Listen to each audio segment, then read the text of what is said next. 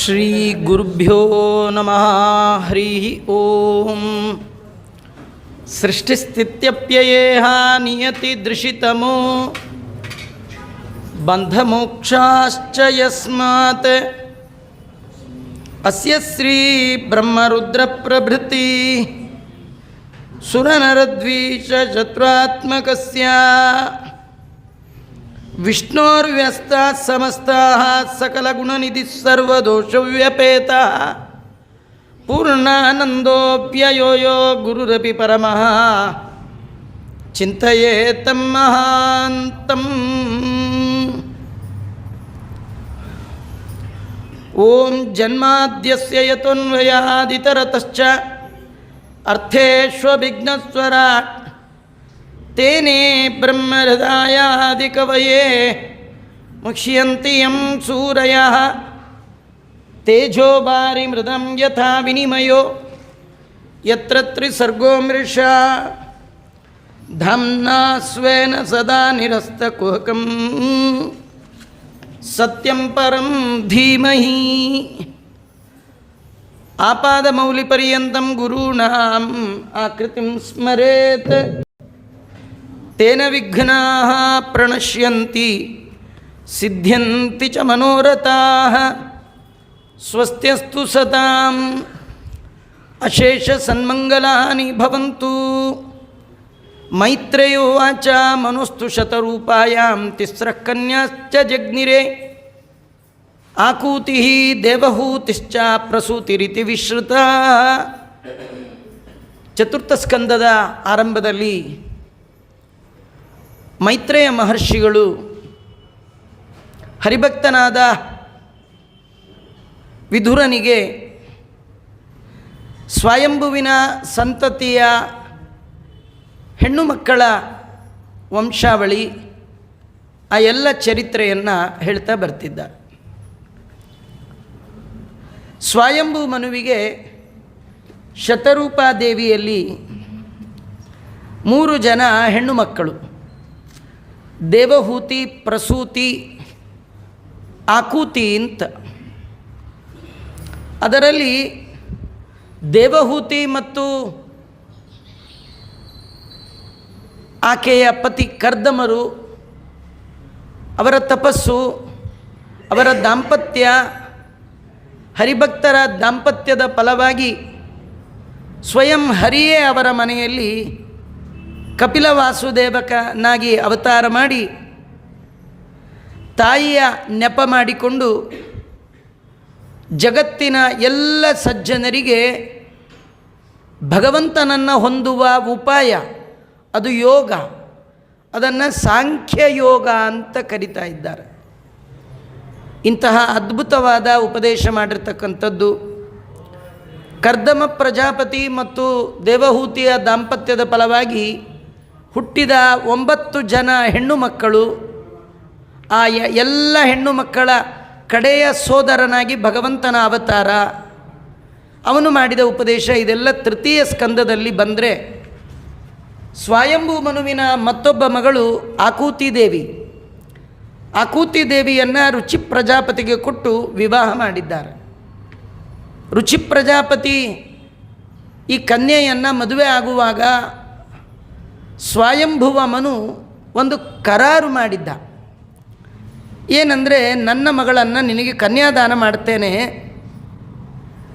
ನಿನ್ನಿಂದಾಗಿ ಇವಳಲ್ಲಿ ಹುಟ್ಟುವ ಗಂಡು ಸಂತತಿ ನನಗೆ ಮಗನಾಗಿ ಕೊಡಬೇಕು ಅಂತ. ಇದಕ್ಕೆ ಪುತ್ರಿಕಾ ಪುತ್ರ ಧರ್ಮ ಅಂತ ಕರೀತಾ ಇದ್ದಾರೆ.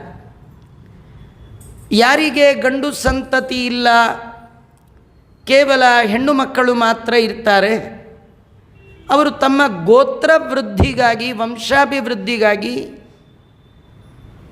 ಈ ರೀತಿ ಮಾಡುವ ಒಂದು ಕ್ರಮ ಇದೆ. ಹಾಗೆ ಅವನು ಮಾಡಿದ. ಆದರೆ ಸ್ವಯಂಭೂ ಮನುವಿಗೆ ಗಂಡು ಮಕ್ಕಳಿದ್ದರು, 2 ಗಂಡು ಮಕ್ಕಳಿದ್ದರೂ ಅವನು ಈ ರೀತಿ ಮಾಡಿದ. ಕಾರಣ ಇಷ್ಟೇ, ಅವನಿಗೆ ದೈವ ಭಕ್ತರಾದ ಮಕ್ಕಳಿದ್ದರು. ಅದಕ್ಕಿಂತ ಹಿರಿದಾದ ಆಸೆ ಸ್ವಯಂಭೂ ಮನುವಿದು. ಏನಂದರೆ, ನನ್ನ ಮನೆಯಲ್ಲೂ ಸ್ವಯಂ ಭಗವಂತನೇ ಮಗನಾಗಿ ಬರಬೇಕು, ನನಗೆ ಮಗನಾಗಿ ಬರಬೇಕು. ಅವನಿಗೆ ಗೊತ್ತು, ನನ್ನ ಒಬ್ಬಳು ಮಗಳಲ್ಲಿ ಭಗವಂತ ಮಗನಾಗಿ ಬಂದಿದ್ದಾನೆ ಅಂದಮೇಲೆ ಇನ್ನೊಬ್ಬಳ ಮಗಳಲ್ಲೂ ಬರ್ತಾನೆ ಆ ಭಗವಂತ, ನಂಬಿ ಕೆಟ್ಟವರಿಲ್ಲವೋ. ಹೀಗಾಗಿ ಆಕೂತಿ ದೇವಿಯನ್ನು ರುಚಿ ಪ್ರಜಾಪತಿಗೆ ಕೊಟ್ಟು ವಿವಾಹ ಮಾಡಿದಾಗ ಪ್ರಜಾಪತಿ ಸ ಭಗವಾನ್ ರುಚಿಸ್ತಸ್ಯಾಂ ಅಜೀಜನತ್ ಮಿಥುನಂ ಬ್ರಹ್ಮವರ್ಚಸ್ವಿ ಪರಮೇಣ ಸಮಾಧಿನ. ಆ ದಂಪತಿಗಳು ರುಚಿ ಪ್ರಜಾಪತಿ ಮತ್ತು ಆಕೂತಿ ಇವರಿಬ್ಬರು ಉತ್ತಮವಾದ ತಪಸ್ಸನ್ನು ಮಾಡಿದ್ದಾರೆ. ಭಗವಂತ ಪ್ರೀತನಾಗಿದ್ದಾನೆ, ಅವರಿಗೆ ಫಲ ಕೊಟ್ಟಿದ್ದಾನೆ. ಆ ದಾಂಪತ್ಯದ ಫಲವಾಗಿ ಅವಳಿ ಮಕ್ಕಳು ಅಲ್ಲಿ ಜನಿಸಿದ್ದಾರೆ, ಒಂದು ಗಂಡು ಒಂದು ಹೆಣ್ಣು. ಯಸ್ತಯೋ ಪುರುಷಃ ಸಾಕ್ಷಾತ್ ವಿಷ್ಣು. ಆ ಇಬ್ಬರಲ್ಲಿ ಆ ಗಂಡು ಮಗ ಏನಿದ್ದಾನೆ ಸಾಕ್ಷಾತ್ ವಿಷ್ಣು, ಸ್ವಯಂ ಭಗವಂತ. ಆ ಸಂದರ್ಭದಲ್ಲಿ ಅವನಿಗೆ ಯಜ್ಞ ಅಂತ ಹೆಸರಿಟ್ಟಿದ್ದಾರೆ. ಹೆಣ್ಣು ಮಗಳೇ ಸ್ವಯಂ ಮಹಾಲಕ್ಷ್ಮಿ, ಅವಳಿಗೆ ದಕ್ಷಿಣ ಅಂತ ಕರೆದಿದ್ದಾರೆ. ಯಜ್ಞ ಮತ್ತು ದಕ್ಷಿಣ. ಕರಾರಿನಂತೆ ಸ್ವಯಂಭುವಮನು ತನ್ನ ಮಗನಾದ ಆ ಯಜ್ಞನಾಮಕ ಪರಮಾತ್ಮನನ್ನು ಮನೆಗೆ ಕರ್ಕೊಂಡು ಹೋದ.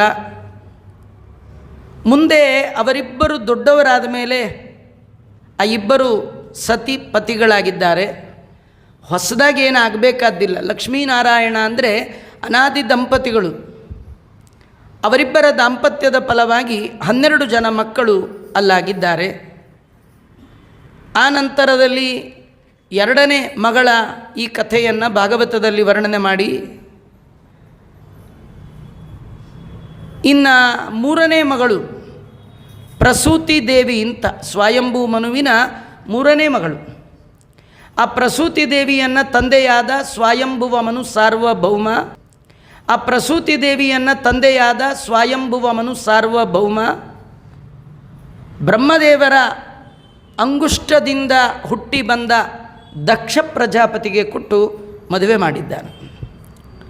ಆ ದಕ್ಷ ಪ್ರಜಾಪತಿ ಅಲ್ಲಿ ಅನೇಕ ಮಕ್ಕಳನ್ನು ಪಡೆದಿದ್ದಾನೆ. ಒಟ್ಟು ಸ್ವಯಂಭೂ ಮನುವಿನ 3 ಹೆಣ್ಣು ಮಕ್ಕಳ ಕಥೆಯನ್ನು ವರ್ಣನೆ ಮಾಡಿ ಮಧ್ಯದಲ್ಲಿ ಅಲ್ಲಿ ನಿಲ್ಲಿಸಿ, ಹಿಂದೆ ಹೇಳಿದ ಕರ್ದಮ ಪ್ರಜಾಪತಿಗಳು ಅವರಿಗೆ ದೊಡ್ಡ ಮಗಳು ದೇವಹೂತಿಯನ್ನು ಕೊಟ್ಟದ್ದು, ಅಲ್ಲಿ 9 ಜನ ಹೆಣ್ಣು ಮಕ್ಕಳು. ಆ ಹೆಣ್ಣು ಮಕ್ಕಳನ್ನೆಲ್ಲ ಬ್ರಹ್ಮದೇವರ 9 ಜನ ಗಂಡು ಮಕ್ಕಳಿಗೆ ಕೊಟ್ಟು ಮದುವೆ ಮಾಡಿದ್ದಾರೆ. ಅವರೆಲ್ಲರ ಸಂತತಿಯನ್ನು ವರ್ಣನೆ ಮಾಡ್ತಾ ಇದ್ದಾರೆ.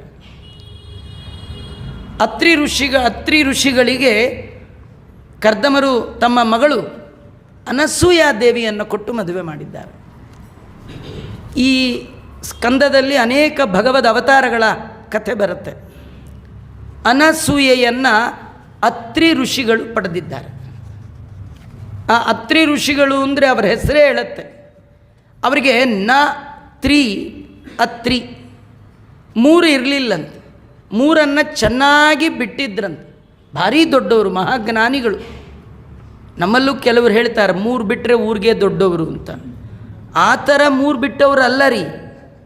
ಅವರು 3 ಏನನ್ನು ಬಿಟ್ಟಿದ್ರು ಅಂದರೆ, ಭಗವದ್ಗೀತೆಯಲ್ಲಿ ಕೃಷ್ಣ ಯಾವ 3 ನರಕದ ದಾರಿಗಳು, ನರಕದ ಬಾಗಲು ಅಂತ ವರ್ಣನೆ ಮಾಡಿದ್ದಾನೆ. ಕಾಮ, ಕ್ರೋಧ, ಲೋಭ. ಆ 3 ಬಿಟ್ಟಿದ್ರಂತೆ. ನಿಜವಾಗಿ ಅದು 6, ಇವರು ಬಿಟ್ಟದ್ದು 3. ಕಥೆ ಏನು ಗೊತ್ತಾ? ನೀವು 3 ಬಿಟ್ಟರೆ ದೇವರು 3 ಬಿಡಿಸ್ತಾನಂತ. 3ಕ್ಕೆ 3 ಫ್ರೀ. ಬೈ ಗೆಟ್ 2 ಇದೆಯಲ್ಲ, ಬೈ 1 ಗೆಟ್ 1.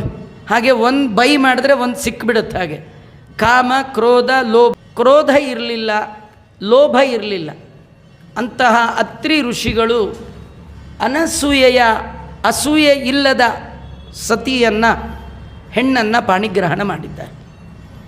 ಅವರ ದಾಂಪತ್ಯದ ಫಲ ಅತ್ಯದ್ಭುತವಾಗಿ ನಡೆದಿರ್ತಕ್ಕಂಥದ್ದು.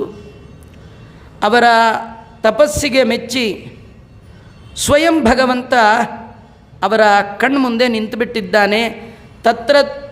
ತತ್ರ ಪ್ರಾದುರ್ಭಾವಯೋ ಸಂಯೋಗ ವಿದ್ಯೋತಿತ್ಮನ ಮುನಿ. ಆ ಸಂದರ್ಭದಲ್ಲಿ ಅವರ ತಪಸ್ಸಿಗೆ ಮೆಚ್ಚಿ ಸ್ವಯಂ ಭಗವಂತ, ಶುಕ್ಲ ರೂಪಿಯಾದ ಭಗವಂತ ಅವರ ಮುಂದೆ ನಿಂತುಬಿಟ್ಟಿದ್ದಾನೆ.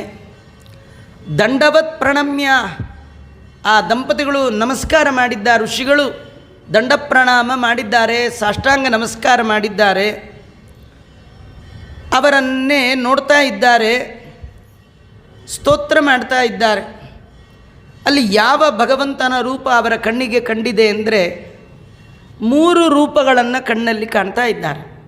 ಬ್ರಹ್ಮ, ವಿಷ್ಣು, ಮಹೇಶ್ವರ 3 ರೂಪಗಳು ಅವರ ಕಣ್ಮುಂದೆ ನಿಂತಿದೆ. ಆ 3 ರೂಪಗಳನ್ನು ಕಂಡು ಆಶ್ಚರ್ಯಪಟ್ಟು ಅತ್ರಿ ಋಷಿಗಳು ಸ್ತೋತ್ರ ಮಾಡ್ತಾ ಇದ್ದಾರೆ. ಇದು ಬಹಳ ಅದ್ಭುತವಾದ ಪ್ರಸಂಗ. ಏಕೋ ಮಯೇಹ ಭಗವಾನ್ ವಿಬುಧ ಪ್ರಧಾನ ಚಿತ್ತೀಕೃತ ಪ್ರಜಜನಾಯ ಕಥನ್ನ ಯೂಯಂ ಅತ್ರಾಗತ ತನುಭೃತ ಮನಸೋಪಿ ದೂರಾತ್ ಭೃತ ಪ್ರಸೀದತ ಮಹಾನಿಹ ವಿಸ್ಮಯೋ ಮೇ. ನಂಗೆ ಭಾಳ ಆಶ್ಚರ್ಯ ಆಗ್ತಾ ಇದೆ. ನಾನು ಧ್ಯಾನ ಮಾಡಿದೆ. ಏನು ಧ್ಯಾನ ಮಾಡಿದೆ? ಯಾರು ಈ ಚೇತನಾತ್ಮಕ ಪ್ರಪಂಚದ ಸೃಷ್ಟಿಯನ್ನು ಮಾಡಿದ್ದಾನೆ, ಯಾರು ಇದರ ಕಂಟ್ರೋಲ್ ಮಾಡ್ತಾ ಇದ್ದಾನೆ, ಯಾರು ಇದರ ನಾಶವನ್ನು ಮಾಡ್ತಾ ಇದ್ದಾನೆ, ಜಗದ ಎಲ್ಲ ಬಗೆಯ ನಡೆಗೆ ಯಾರು ಕಾರಣ ಆಗಿದ್ದಾನೋ ಅವನು ನನ್ನ ಧ್ಯಾನಕ್ಕೆ ಗೋಚರನಾಗಲಿ ಅಂತ ನಾನು ಒಂದು ದೇವರನ್ನು ಕುರಿತು ಧ್ಯಾನ ಮಾಡಿದರೆ ನೀವು 3 ಜನ ಯಾಕೆ ಬಂದ್ರಿ? ನೀವು ಹಾಗೆ ಆರ್ಡಿನರಿ ಬರೋರಲ್ಲ. ಮನಸ್ಸೋಪಿ ದೂರ, ಮಾನಸಿಕವಾಗಿ ನಿಮ್ಮ ಧ್ಯಾನ ಮಾಡಿದರು. ಯಾವ ರೂಪವನ್ನು ಮನದ ಒಳಗೆ ಕ್ಷಣಕಾಲ ನಿಲ್ಲಿಸಲಿಕ್ಕೆ ಸಾಧ್ಯ ಇಲ್ಲವೋ ಅಂಥ ಉತ್ತಮವಾದ ತ್ರಿಮೂರ್ತಿಗಳು ಹಾಗೆ ನನ್ನ ಕಣ್ಮುಂದೆ ಬಂದ್ರಿ. ಕರೆದದ್ದು ಒಬ್ಬರನ್ನು. ನಿಮ್ಮಲ್ಲಿ ಏನಾರು ಹೀಗಿದೆಯಾ? ಒಬ್ಬರನ್ನ ಕರೆದ್ರೆ 2 ಫ್ರೀ ಅಂತ. ಯಾಕೆ 3 ಜನ ಬಂದ್ರಿ? ಏನು ನಿಮ್ಮ ಕಥೆ? ನೋಡಿ, ಕಥೆ ಭಾಳ ಚೆನ್ನಾಗಿದೆ. ಭಗವಂತ ಅಂತಾನೆ, ನಾವು 3 ಜನ ಎಲ್ಲಿದ್ದೀವಿ? ನಾವು 3 ಜನನೂ ಒಂದೇ ಅಂದ್ಬಿಟ್ಟ. ಇದನ್ನು ನೋಡೇ ಕೆಲವರು ಏನಂತಾರೆ, ದೇವತೆಗಳಲ್ಲಿ ಭೇದ ಭಾವ ಇಲ್ಲ, ಎಲ್ಲ ಒಂದೇ. ಇದು ಟೋಪಿ ಹಾಕೋ ಪ್ರೋಗ್ರಾಮ್ ರೀ, ಸರಿಯಾಗಿ ತಿಳ್ಕೊಳ್ಬೇಕು. ಭಗವಂತ ಏನಂತಾನೆ, ಈಗ ನೋಡಿ ಮನೆಯೊಳಗೆ ಮಾತಾಡುವಾಗ ಯಾರು ಬಂದಿದ್ದರೆ ಹೇಳ್ತಾರೆ, ನಮ್ಮ ಮನೇಲಿ ನಾವೆಲ್ಲ ಒಂದೇ, ನಮ್ಮಪ್ಪ ಏನು ಹೇಳ್ತಾರೋ ನಂದು ಅದೇ, ನಾವೆಲ್ಲ ಒಂದೇ. ಸಾಯಂಕಾಲ ಆದರೆ ದನಗಳೆಲ್ಲ ಕೊಟ್ಟಿಗೆಯಲ್ಲಿ ಒಂದಾಯಿತು, ಒಂದೇ ಆಗೋಗ್ಬಿಡ್ತಾ. ಶಾಲೆ ಗಂಟೆ ಹೊಡೆದ ತಕ್ಷಣ ಹುಡುಗರೆಲ್ಲ ಶಾಲೆಯ ಒಳಗೆ ಒಂದಾದರು ಅಂದರೆ ಒಳಗೆ ಸೇರಿಕೊಂಡ್ರು ಅಂತ ಅರ್ಥವೇ ವಿನ 100 ಜನ ಇದ್ದರೆ ಹುಡುಗರೆಲ್ಲ ಒಬ್ಬನೇ ಆಗ್ಬಿಟ್ಟಿರ್ತಾನೆ. ಇಲ್ಲಿ ಒಂದು ಅಂದರೆ ಏನು ಅರ್ಥ? ಇಲ್ಲಿ ಒಂದು ರೀತಿ ಭಗವಂತ ಹೇಳ್ತಾನೆ, ಈ ಬ್ರಹ್ಮನನ್ನು ನೋಡ್ತಾ ಇದ್ದೀಯಲ್ಲ ಹೇ ಋಷಿ ಅತ್ರಿ, ಇದು ಸರಸ್ವತಿಯ ಪತಿ ಬ್ರಹ್ಮ ಅಲ್ಲ, ಸತ್ಯಲೋಕದ ಅಧಿಪತಿ ಬ್ರಹ್ಮ ಅಲ್ಲ ಇವನು. ಈ ಬ್ರಹ್ಮ ಯಾರಂದರೆ ಸೃಷ್ಟಿಕರ್ತನಾದ ಬ್ರಹ್ಮನ ಒಳಗಿರುವ ಭಗವಂತನ ಬ್ರಹ್ಮರೂಪ. ವೇದದಲ್ಲಿ ಹೇಳಿದೆ, ಬ್ರಹ್ಮ ನಾರಾಯಣ ಶಿವಶ್ಚ ನಾರಾಯಣ ಶಕ್ರಶ್ಚ ನಾರಾಯಣ ನಾರಾಯಣ ಏವೇದಂ ಸರ್ವಂ ಯದ್ಭೂತಂ ಯಚ್ಚ ಭವ್ಯಂ ನಿಷ್ಕಲೋ ನಿರಂಜನೋ ನಿರ್ವಿಕಲ್ಪೋ ನಿರಾಖ್ಯಾತ ಶುದ್ಧೋ ದೇವ ಏಕೋ ನಾರಾಯಣ. ಏಕ ಅಂದರೆ ಒಬ್ಬ, ಏಕ ಅಂದರೆ ಮುಖ್ಯ. ಭಗವಂತ ಅಂತಾನೆ, ನಾವಿರೋರೆಲ್ಲ ಏಕರು, ಒಬ್ಬರೇ ಅಂದರೆ ಮುಖ್ಯ. ಗಣಪತಿಯಲ್ಲಿ ಗಣಪತಿಯಾಗಿ ನಾನೇ ಇದ್ದೇನೆ, ಶಿವನಲ್ಲಿ ಶಿವರೂಪದಲ್ಲಿ ನಾನೇ ಇದ್ದೇನೆ. ನೀನು ನೋಡುವ ಶಿವ ಪಾರ್ವತಿಪತಿ ಅಲ್ಲ, ಪಾರ್ವತಿಪತಿ ಕೈಲಾಸಪತಿಯ ಒಳಗಿರುವ ಶ್ರೀಪತಿಯ ಶಿವನ ರೂಪ. ಹಾಗಾದ್ರೆ ನಾವು 3 ಜನ ಬೇರೆ ಬೇರೆನಾ ಒಂದ? ನಾವು 3 ಜನ ಒಂದೇ. ನೀನು ಏನು ಕೇಳಿದೆ? ಯಥಾ ಸಂಕಲ್ಪ ತಥಾ ವಯಂ. ನೀನೇನು ಸಂಕಲ್ಪ ಮಾಡಿದೆ ಅದರಂತೆ. ನೀನೇನು ಅಂದಿದ್ದು? ಸೃಷ್ಟಿ ಮಾಡುವ ಮುಖ್ಯ ದೇವತೆ ಯಾರೋ ಅವನು ಬರಲಿ. ಸೃಷ್ಟಿ ಮಾಡೋದು ಬ್ರಹ್ಮ ಅಲ್ಲ, ಬ್ರಹ್ಮನ ಒಳಗಿದ್ದು ಸೃಷ್ಟಿ ಮಾಡುವ ಮುಖ್ಯ ದೇವತೆ ಬ್ರಹ್ಮನಂತೆ ಇರುವ ಭಗವಂತನಾದ ನಾನು. ನಮ್ಮೆಲ್ಲರ ಒಳಗೂ ಹಾಗೆ ದೇವರಿದ್ದಾನೆ. ತದಾಕಾರನಾಗಿದ್ದಾನೆ, ತದ್ಭಿನ್ನನಾಗಿದ್ದಾನೆ, ತನ್ನಾಮ ವಾಚ್ಯನಾಗಿದ್ದಾನೆ. ಇದನ್ನು ತೋರಿಸ್ತಾ ಇದ್ದಾರೆ. ಆ ಸಂದರ್ಭದಲ್ಲಿ ಅತ್ರಿ ಋಷಿಗಳು ಪ್ರಾರ್ಥನೆ, ಅತ್ರಿ ಋಷಿಗಳನ್ನು ಕೇಳ್ತಾ, ನೀವು ದಂಪತಿಗಳು ಎಂಥ ಅದ್ಭುತವಾದ ತಪಸ್ಸು ಮಾಡಿದ್ದೀರಿ, ನಿಮಗೇನು ಬೇಕು ಅನುಗ್ರಹ ಮಾಡ್ತೇನೆ, ಏನು ಬೇಕು ಕೇಳಿ. ಭವಿತಾರೋಂಗ ಭದ್ರಂತೆ ವಿತರಿಷ್ಯಂತಿ ತೇ ಯಶಃ ಅಸ್ಮಾದಂಶ ಭೂತಾಸ್ತೆ ಆತ್ಮಜಾಲೋಕ ವಿಶ್ರುತ. ಅಪ್ಪ, ನಾವೇ ನಿನಗೆ ಮಕ್ಕಳಾಗಿ ಬರ್ತೇವೆ. ನೀನು ಮಾಡಿದ ಈ ಪ್ರೀತಿ, ನೀನು ಮಾಡಿದ ಈ ಆದರ ಪುರಸ್ಸರವಾದ ಭಕ್ತಿ, ಅದಕ್ಕೆ ಮೆಚ್ಚಿ ನಾವೇ ನಿಮ್ಮ ಮನೆಗೆ ಬಂದುಬಿಡ್ತೀವಿ. ದಾಸರಂತಾರೆ, ಮನವನಿತ್ತರೆ ತನ್ನ ನೀವನು. ನಾವು ಎಲ್ಲ ದೇವರಿಗೆ ಮಾಡ್ತೀವಿ ರೀ, ಪೂಜೆ ಮಾಡ್ತೀವಿ, ಪುರಸ್ಕಾರ ಮಾಡ್ತೀವಿ, ದಾನ ಮಾಡ್ತೀವಿ, ಧರ್ಮ ಮಾಡ್ತೀವಿ, ಪುರಾಣ ಹೇಳ್ತೇವೆ, ಪುರಾಣ ಕೇಳ್ತೇವೆ, ಎಲ್ಲ ಮಾಡ್ತೀವಿ. ಆದರೆ ಯಾವುದೂ ದೇವ್ರಿಗೆ ತಲುಪಲ್ಲ. ಯಾಕೆ ಗೊತ್ತಾ? ಮನಪೂರ್ವಕವಾಗಿ ಮಾಡಲ್ಲ. ಮಾಡುವಾಗ ಮನಸ್ಸೆಲ್ಲೋ ಇರುತ್ತೆ. ಮಂಗಳಾರತಿ ಮಾಡ್ತಿರ್ತೀವಿ, ಮನಸ್ಸು ಮಾತ್ರ ಮತ್ತೆಲ್ಲೋ ಹೋಗಿಬಿಟ್ಟಿರುತ್ತೆ. ಪುರಾಣಕ್ಕೆ ಕೂತಿರ್ತೀವಿ, ನಾವು ಕೂತಿರ್ತೀವಿ, ನಮ್ಮ ಮನಸ್ಸು ಕೂತಿರಲ್ಲ. ದೇವರಿಗೆ ನಾವು ಮಾಡುವ ಮೇಲಿನ ಕರ್ಮಗಳಿಗಿಂತಲೂ ದೇವರೇನು ಮಾಡ್ತಾನೆ, ಮನದೊಳಗೆ ತಾನಿಪ್ಪ, ಮನಸ್ಸಿನಲ್ಲಿರ್ತಾನೆ. ನಿಮ್ಮ ಮನಸ್ಸು ಎಲ್ಲಿರುತ್ತೆ ಅದು ಬಹಳ ಮುಖ್ಯ. ಮನಸ್ಸು ಆ ಭಗವಂತನಲ್ಲಿ ಇಲ್ಲ ಅಂತಾದರೆ ಏನು ಮಾಡಿದ್ರಿ ಏನು ಪ್ರಯೋಜನ? ತದಲಂ ಬಹುಲೋಕ ವಿಚಿಂತನೆಯ ಪ್ರವಣಂ ಕುರು ಮಾನಸ ಈಶ ಪದೇ. ಹಾಗಾಗಿ ಅವರ ದಾಂಪತ್ಯದ ಫಲವಾಗಿ ಸ್ವಯಂ ಅತ್ರಿ ಋಷಿ ಅನಸೂಯೆಯಲ್ಲಿ ಚಂದ್ರ ಅವತರಿಸಿ ಬಂದ. ಚಂದ್ರನಲ್ಲಿ ಬ್ರಹ್ಮದೇವರ ಸನ್ನಿಧಾನ, ಬ್ರಹ್ಮದೇವರಿಗೆ ಅವತಾರವೇ ಇಲ್ಲ. ಮತ್ತು ದತ್ತೋ ವಿಷ್ಣುಸ್ತು ಯೋಗವಿತ್, ಸ್ವಯಂ ಭಗವಂತ ವಿಷ್ಣು ಅವರ ಮನೆಗೆ ದತ್ತು ಬಂದ. ಮಕ್ಕಳಿಲ್ಲದೆ ಇದ್ದವ್ರು ತಗೊಳ್ತಾರೆ, ದತ್ತು ಸ್ವೀಕಾರ ಅಂತ, ದಾನ. ಯಾರಾದರೂ ಹೆಚ್ಚಿದ್ದವರು ಇಲ್ಲದೆ ಇದ್ದವರು ಕೊಡ್ಬೋದು, ಇದಕ್ಕೆ ದತ್ತು ತೆಗೆದುಕೊಳ್ಳೋದು ಅಂತ. ಸ್ವಯಂ ಭಗವಂತನೇ ಅತ್ರಿ ಋಷಿಗಳಿಗೆ ದತ್ತಕಕ್ಕೆ ಬಂದಂತೆ. ಅದಕ್ಕೆ ಅತ್ರಿಗೆ ದತ್ತು ಬಂದ ಕಾರಣ ಅವನಿಗೆ ಹೆಸರು ದತ್ತಾತ್ರೇಯ ಅಂತ ಬಂತು. ದೂರ್ವಾಸ ಶಂಕರಸ್ಯಾಂಶೋ, ಅಲ್ಲಿ ದೂರ್ವಾಸರು ಅತ್ರಿ ಅನಸೂಯೆಯ ದಾಂಪತ್ಯದ ಫಲವಾಗಿ ಹುಟ್ಟಿ ಬಂದ ಮಹಾನುಭಾವರೇ ದೂರ್ವಾಸ ಋಷಿಗಳು.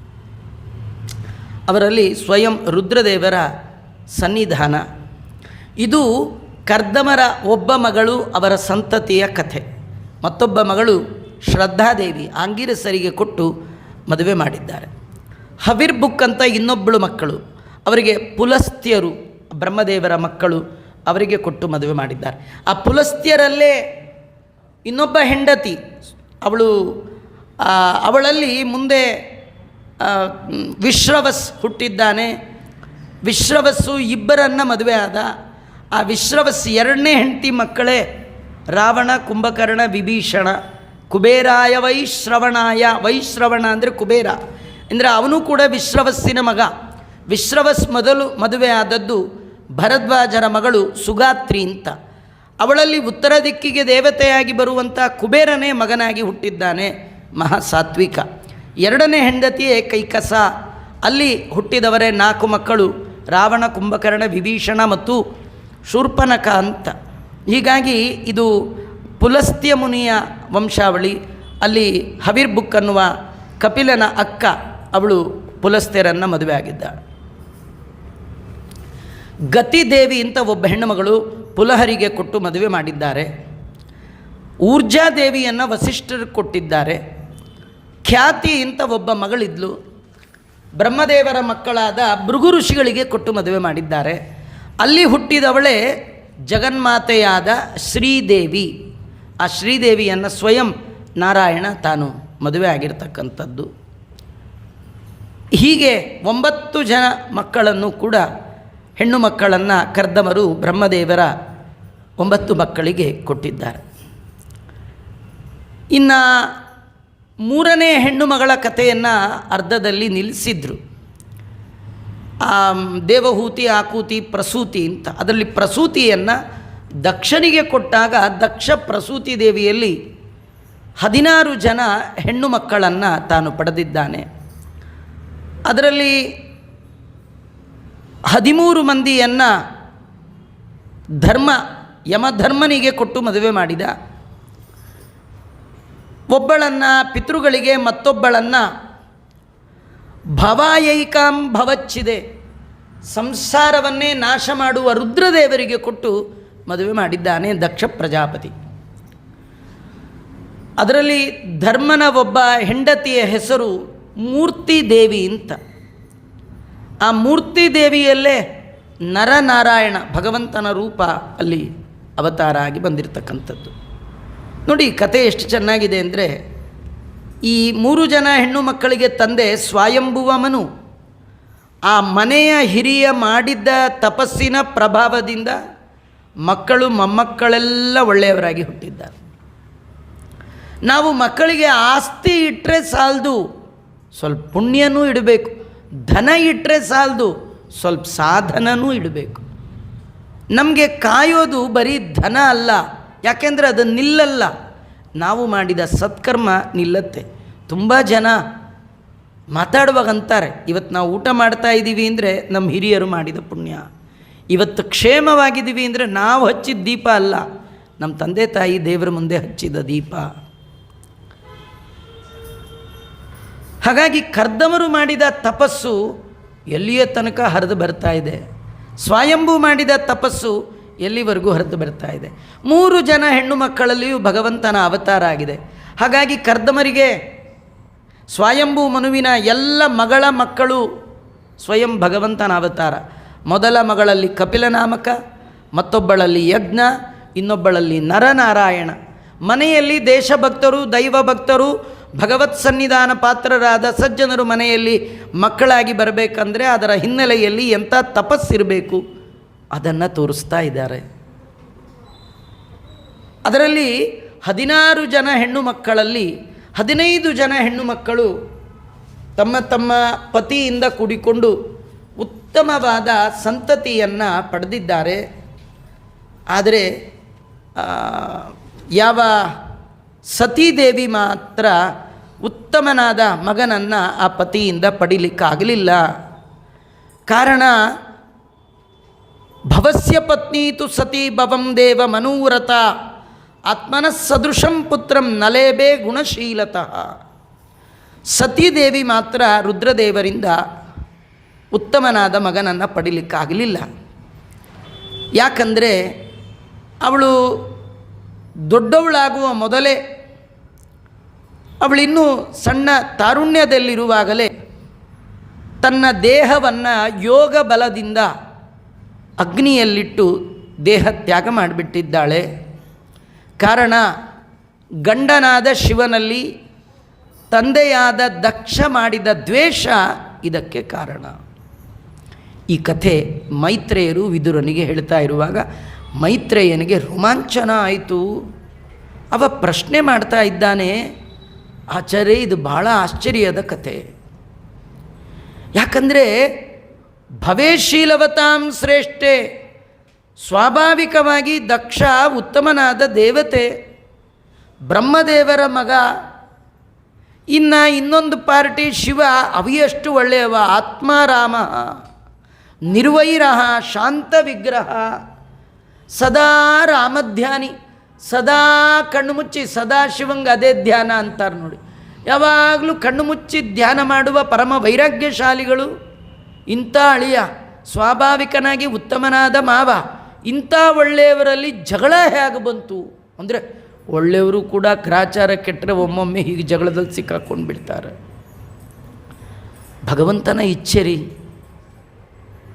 ಸಾತ್ವಿಕನಾದ ದಕ್ಷ ಪ್ರಜಾಪತಿ ತನ್ನ ಅಳಿಯ ಅವನನ್ನು ದ್ವೇಷ ಮಾಡಿದ. ಈ ಕಥೆಯಲ್ಲಿ ನಾವು ತಿಳ್ಕೊಳ್ಬೇಕಾದ ಸಾರ, ಕಥೆ ಎಲ್ಲರಿಗೂ ಗೊತ್ತಿರುತ್ತೆ. ಒಂದು, ವಿಷ್ಣು ಸರ್ವೋತ್ತಮತ್ವ ಇದರೊಳಗೆ ಪ್ರತಿಪಾದಿತವಾಗಿದೆ. ಎರಡನೇದು, ಮಹಾತ್ಮರ ನಿಂದೆ ಮಾಡಬಾರ್ದು ಅಂತ, ದೊಡ್ಡವರ ದ್ವೇಷ ಎಂದೂ ಮಾಡಬಾರ್ದು ಅಂತ ಇದರೊಳಗೆ ಹೇಳ್ತಾ ಇದೆ. ಮೂರನೇದಾಗಿ, ಯಾರನ್ನಾರೂ ದ್ವೇಷ ಮಾಡಿ ಮನೋನಿಯಾಮಕರಾದ ರುದ್ರದೇವರನ್ನು, ಪರಮ ವೈಷ್ಣವೋತ್ತಮರು, ಸರ್ವೋತ್ತಮ ಭಗವಂತ, ಜೀವೋತ್ತಮ ವಾಯುದೇವರು, ವೈಷ್ಣವೋತ್ತಮರು ಯಾರು? ರುದ್ರದೇವರು. ಅವರನ್ನು ದ್ವೇಷ ಮಾಡಿದ್ರೆ ಉದ್ಧಾರ ಆಗಲಿಕ್ಕೆ ಸಾಧ್ಯವೇ ಇಲ್ಲ. ಅನ್ಯನಲ್ಲವೋ ನಾನು ಗುರುವೆಂಬೆ ನಿನ್ನ, ಇನ್ನಾದರೂ ತೋರೋ ಹರಿಯ ಮುಕ್ಕಣ್ಣ, ನಂಜುಂಡ ನಮ್ಮ ಗುರು ನಂಜುಂಡ ರುದ್ರದೇವರನ್ನು ಹಾಗೆ ಪ್ರಾರ್ಥನೆ ಮಾಡಬೇಕು. ವೈಷ್ಣವ ದ್ವೇಷ ಜನ್ಮ ಜನ್ಮಾಂತರಕ್ಕೆ ನಮ್ಮ ಹಿಂದೆ ಬರುತ್ತೆ. ನಮ್ಮ ಸಾಧನೆಗಳಿಗೆಲ್ಲ ಅದು ವಿಘ್ನ, ಭಗವದ್ ದರ್ಶನಕ್ಕೆ ವಿಘ್ನ. ಎಂದೆಂದು ಮತ್ತೊಬ್ಬರ ದ್ವೇಷ, ಉತ್ತಮರ ನಿಂದೆ ಇದನ್ನು ಮಾಡಬಾರ್ದು ಅಂತ ತೋರಿಸ್ಲಿಕ್ಕೆ ಹೊರಟ ಕತೆ ಈ ಚತುರ್ಥ ಸ್ಕಂದದಲ್ಲಿ ದಕ್ಷಾಧ್ವರ ಯಜ್ಞ ಧ್ವಂಸದ ಈ ಒಂದು ಪ್ರಕರಣ. ಅವು ಕೇಳ್ತಾನೆ, ಹೇಗೆ ಅವರಿಬ್ಬರಿಗೆ ಜಗಳ ಆಯಿತು? ಆ ಇಬ್ಬರು ಜಗಳದಲ್ಲಿ ಒಂದು ಹೆಣ್ಣು ಮಗಳು ದೇಹತ್ಯಾಗ ಹೇಗೆ ಮಾಡಿದ್ಲು? ಇದನ್ನು ವರ್ಣನೆ ಮಾಡಿ. ಅದು ಒಮ್ಮೆ ಎಲ್ಲ ಪ್ರಜಾಪತಿಗಳು ಸೇರಿ ಒಂದು ಯಜ್ಞವನ್ನು ಮಾಡಿದ್ದಾರೆ. ಆ ಯಜ್ಞದಲ್ಲಿ ಯಾರ್ಯಾರು ಬಂದಿದ್ದರು ಅಂದರೆ ಸ್ವಯಂ ಬ್ರಹ್ಮದೇವರೇ ಅಲ್ಲಿ ಕೂತ್ಬಿಟ್ಟಿದ್ದಾರೆ ಯಜ್ಞದಲ್ಲಿ. ರುದ್ರದೇವರು ಬಂದುಬಿಟ್ಟಿರು. ಬ್ರಹ್ಮ ರುದ್ರ ಬಂದಿದ್ದಾರೆ ಅಂದಮೇಲೆ ಇನ್ಯಾರು ಬರಬೇಕು? ಅವು ಬರಲೇ ಇಲ್ಲ. ಅವು ಕಿಲಾಡಿ ನಂಬರ್ 1. ಅವನು ಬರಲಿಲ್ಲ ಅಂತ ತಿಳ್ಕೊಳ್ಳಿ, ಇನ್ಯಾರು ಬಂದಿದ್ರು ಅಷ್ಟೆ ಅಲ್ವಾ? ವರಪೂಜೆ ಅಂತಿರ್ತಾರೆ. ವಾಲ್ಗದವ್ರು ಬಂದಿದ್ದಾರೆ, ಆಚಾರ ಬಂದಿದ್ದಾರೆ, ವರ್ಣಮ್ಮ ಎಲ್ಲ ಬಂದಿರೋ, ಒಬ್ಬ ಬಂದಿಲ್ಲ. ಯಾರದು? ವರ. ಅವನು ಬರಲಿಲ್ಲ ಅಂದರೆ ವರಪೂಜೆನೇ ಇಲ್ಲ. ವರ ಅಂದರೆ ಯಾರು? ಶ್ರೇಷ್ಠ ಸರ್ವೋತ್ತಮನಾದ ಭಗವಂತ ಬಂದಿಲ್ಲ. ಯಾಕೆ ಬಂದಿಲ್ಲ? ಅವನಿಗೆ ಗೊತ್ತು ಇಲ್ಲಿ ಕಿರಿಕಿರಿ ಆಗತ್ತೆ. ಕಿರಿಕಿರಿ ಆದಾಗ ಬರಬಾರ್ದು. ಎಲ್ಲಿ ಜಗಳ ಇದೆ, ಎಲ್ಲಿ ವೈಷ್ಣವ ದ್ವೇಷ ಇದೆ, ಎಲ್ಲಿ ಮಹಾತ್ಮರ ನಿಂದೆ ಇದೆ, ಅಲ್ಲಿ ದೇವರು ಬರೋಲ್ಲ ಅಂತ ತೋರಿಸ್ಲಿಕ್ಕೆ ಈ ಕತೆ. ನೀವು ಪೂಜೆ ಮಾಡುವಾಗ ನಿಮ್ಮ ಮನಸ್ಸಿನಲ್ಲಿ ಇನ್ನೊಬ್ಬ ಸಜ್ಜನನ ಮೇಲೆ ದ್ವೇಷ ಇದೆ ಅಂದರೆ ಅಲ್ಲಿ ದೇವರು ಬರೋಲ್ಲ. ನೀವು ಒಳ್ಳೆ ಹೂ ತಂದಿರ್ಬೋದು, ಬೇಕಾದಷ್ಟು ಡೆಕೋರೇಷನ್ಗೆ ತಂದಿರ್ಬೋದು, ದೇವರು ಬರಲ್ಲ ರೀ. ಯಾಕೆ? ಮನಸ್ಸಿನ ಒಳಗೆ ಹಲಾಹಲ ವಿಷ. ಯಾವ ವಿಷ? ದ್ವೇಷದ ವಿಷ. ಯಾವ ದ್ವೇಷ? ವೈಷ್ಣವ ದ್ವೇಷ. ದೈವ ಭಕ್ತರ ದ್ರೋಹ, ದೇಶಭಕ್ತರ ದ್ರೋಹ ಇದೆಯಲ್ಲ, ಅದು ಎಂದೆಂದೂ ನಮ್ಮನ್ನು ಬಿಡೋಲ್ಲ. ಭಗವಂತನ ಪ್ರೀತಿಗೆ ಕಾರಣ ವಲ್ಲನೋ ಹರಿಕೊಳ್ಳನೋ ಭಗವಂತ ಸ್ವೀಕಾರ ಮಾಡೋಲ್ಲಂತೆ. ಅದನ್ನು ತೋರಿಸುವ ಕಥೆ. ಎಲ್ಲ ಬಂದಿದ್ದಾರೆ. ಬ್ರಹ್ಮದೇವರು ಬಂದರು, ಶಿವ ಬಂದ, ಇಂದ್ರ ಬಂದ, ಚಂದ್ರ ಬಂದರು, ಎಲ್ಲ ದೇವಾನುದೇವತೆಗಳು, ಋಷಿಗಳು, ಮುನಿಗಳು ಎಲ್ಲ ಬಂದಿದ್ದಾರೆ. ಒಬ್ಬ ಬಂದಿಲ್ಲ, ನಾರಾಯಣ. ಪ್ರೋಗ್ರಾಮ್ ಶುರು. ಅದರಲ್ಲಿ ಲೇಟಾಗಿ ಒಬ್ಬರು ಬಂದರು. ಅವರೇ ಶಿವನ್ ಮಾವ. ಅವು ಬರುವಾಗಲೇ ಟಿ ವಿ ಅಂದರೆ ಟಿ ವಿ ಅಲ್ಲ, ಟಿ ವಿ. ಕೆಲವರು ಬರುವಾಗಲೇ ಹೀಗೆ ಜಗಳಾಡೋಕ್ಕೆ ಬರ್ತಾರೆ. ಸ್ವಲ್ಪ ತಗ್ಗಿ ಬಗ್ಗಿ ಬರಬೇಕ್ರಿ. ಕೆಲವರು ಬರಕುವಾಗ ರೆಡಿಯಾಗಿ ಯಾರು ಸಿಕ್ಕರು ಸಾಕು ಅಟ್ಯಾಕ್ ಅಂತ ಹಿಡ್ಕೊಳ್ಳೋಣ ಅಂತ ಬಂದಿರೋದು. ಹಾಗೆ ಬರಬಾರ್ದು. ದೇವಸ್ಥಾನಕ್ಕೆ ಬರುವಾಗ ತುಂಬ ವಿನಯವೇ ಮೂರ್ತಿಮತ್ತಾಗಿ ಬರಬೇಕು. ನೀವು ದೇವ್ರು ನೋಡೋಕ್ಕೆ ಬರಬೇಡಿ.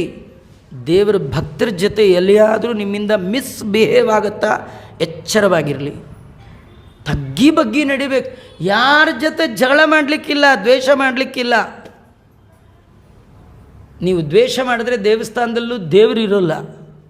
ನೀವು ಬಂದರೆ ಅವನು ಹೊರಟೋಗ್ತಾನೆ. ಆಗಮಾರ್ತಂತು ದೇವಾನಾಂ ಗಮನಾರ್ಥಂತ ರಕ್ಷಸಾಂ. ನಾವು ರಾಕ್ಷಸರ ಥರ ರಾಕ್ಷಸಿ ಭಾವ, ಅಹಂಕಾರ ಬುದ್ಧಿ, ದೌರ್ಜನ್ಯ, ದರ್ಪ, ದುರಹಂಕಾರ, ನಾನು ನಂದು, ಈ ರಾಕ್ಷಸರು ಹೋದರೆ ದೇವರು ಹೊರಟುಬಿಡ್ತಾನೆ. ವಿನಯ, ವಿಧೇಯತೆ, ಶೌಶಲ್ಯಾದಿ ಗುಣಗಳಿಂದ ಭರಿತರಾಗಿ ಭಕ್ತಿ ಭಾರದಿಂದ ಬಾಗಿ ಹೋಗಿದರೆ ಎಲ್ಲರ ಒಳಗಿರುವ ಭಗವಂತನನ್ನು ಕಾಣಲಿಕ್ಕೆ ಸಾಧ್ಯ, ದೇವರ ಅನುಗ್ರಹ ಆಗಲಿಕ್ಕೆ ಸಾಧ್ಯ. ಈ ದಕ್ಷ ಪ್ರಜಾಪತಿ ಬರುವಾಗಲೂ ಬಂದು ಹೆಸರೇ ದಕ್ಷ. ಅವನು ಪ್ರಜಾಪತಿ ಬೇರೆ, ಬ್ರಹ್ಮದೇವರ ಮಗ ಬೇರೆ. ಸಣ್ಣ ಪುಟ್ಟ MP ಮಕ್ಕಳಿದ್ರೇ ಹೋ ಅಂತಿರ್ತಾರೆ. ಮುಖ್ಯ ಪ್ರಾಣ ಅವರೇ ಬ್ರಹ್ಮದೇವರು, ಅವ್ರ ಮಗ. ಕೇಳಬೇಕಾದ್ರೆ ಬರುವಾಗಲೇ ಹೀಗೆ ಬಂದ. ಆ ಬರುವಾಗ ಎಲ್ಲರನ್ನೂ ಹೀಗೆ ನೋಡೋದು ಬೇರೆ. ಇವನು ನೋಡಿದ ತಕ್ಷಣ ನಮಸ್ಕಾರ ಸರ್, ನಮಸ್ಕಾರ ಅಂದ್ರೇನೋ ಅವನು ಖುಷಿ.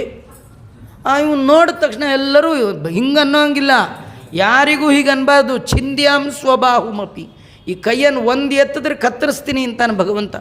ಎಲ್ಲ ಒಳಗಿರುವ ಭಗವಂತನಿಗೆ ಅಂತ ಹೀಗೆ ನಮಸ್ಕಾರ ಮಾಡಬೇಕಂತೆ. ಹಾಗಾಗಿ ಒಂದು ಕೈ ಎತ್ತಿಲ್ಲ, ಎಲ್ಲ ನಮಸ್ಕಾರವೇ. ದಕ್ಷ ಪ್ರಜಾಪತಿ ಬಂದರೆ ನಮಸ್ಕಾರ ನಮಸ್ಕಾರ ಉದ್ದುದ್ದಕ್ಕೆ ಬೀಳ್ತಾ ಇದ್ದಾರೆ. ಇಡೀ ಸಭೆ ಒಳಗಿರುವ ಎಲ್ಲ ಉತ್ತಮರು ಎದ್ದು ನಿಂತು ಅವನ ಪೋಸ್ಟಿಗೆ ಮರ್ಯಾದೆ ಕೊಡಬೇಕು ಹೇಳಿ ಎಲ್ಲರೂ ನಮಸ್ಕಾರ. ಋತೇ ವಿರಿಂಚಂ ಶರ್ವಂ. ಇಬ್ಬರು ಮಾತ್ರ ಅಳ್ಳಾಡಲಿಲ್ಲ, ಕೂತ್ ಕಡೆನೇ ಕೂತಿದ್ರು. ಈಗ ನೋಡಿ, ಬರುವಾಗ ಯಾರು ನಮಸ್ಕಾರ ಮಾಡ್ತಿದ್ರೆ ಮಾಡಿಸಿಕೊಳ್ಳುವವರ ಕಣ್ಣು ನಮಸ್ಕಾರ ಮಾಡಿದವ್ರ ಮೇಲೆ ಇರಬೇಕು. ನಮ್ಗೆ ಯಾರು ನಮಸ್ಕಾರ ಮಾಡಿದ್ರೆ ಅವ್ರನ್ನ ಕಾರುಣ್ಯದಿಂದ ನೋಡಬೇಕು. ದೇವರು ಒಳ್ಳೇದು ಮಾಡಲಪ್ಪ, ನಿಮಗೆ ದೇವರ ಅನುಗ್ರಹ ಆಗಲಿ, ನಾರಾಯಣ ಕೃಷ್ಣ ಅಂತ ದೇವರ ಸ್ಮರಣೆ ಮಾಡಿ ನಿಮಗೆ ಮಾಡಿದ ನಮಸ್ಕಾರವನ್ನು ನೀವು ದೇವರಿಗೆ ಪೋಸ್ಟ್ ಮಾಡಿಬಿಡ್ಬೇಕು. ಸ್ವಾಮಿ ಅವ್ರು ಮಾಡ್ತಿದ್ದಾರೆ, ನಂಗಲ್ಲ, ನನ್ನೊಳಗಿರುವ ನಿನಗೆ ಅಂತ. ಹಾಗಾಗಿ ನಮಸ್ಕಾರ ಮಾಡುವವರನ್ನು ನೋಡಿ ಆಶೀರ್ವಾದ ಮಾಡಬೇಕು.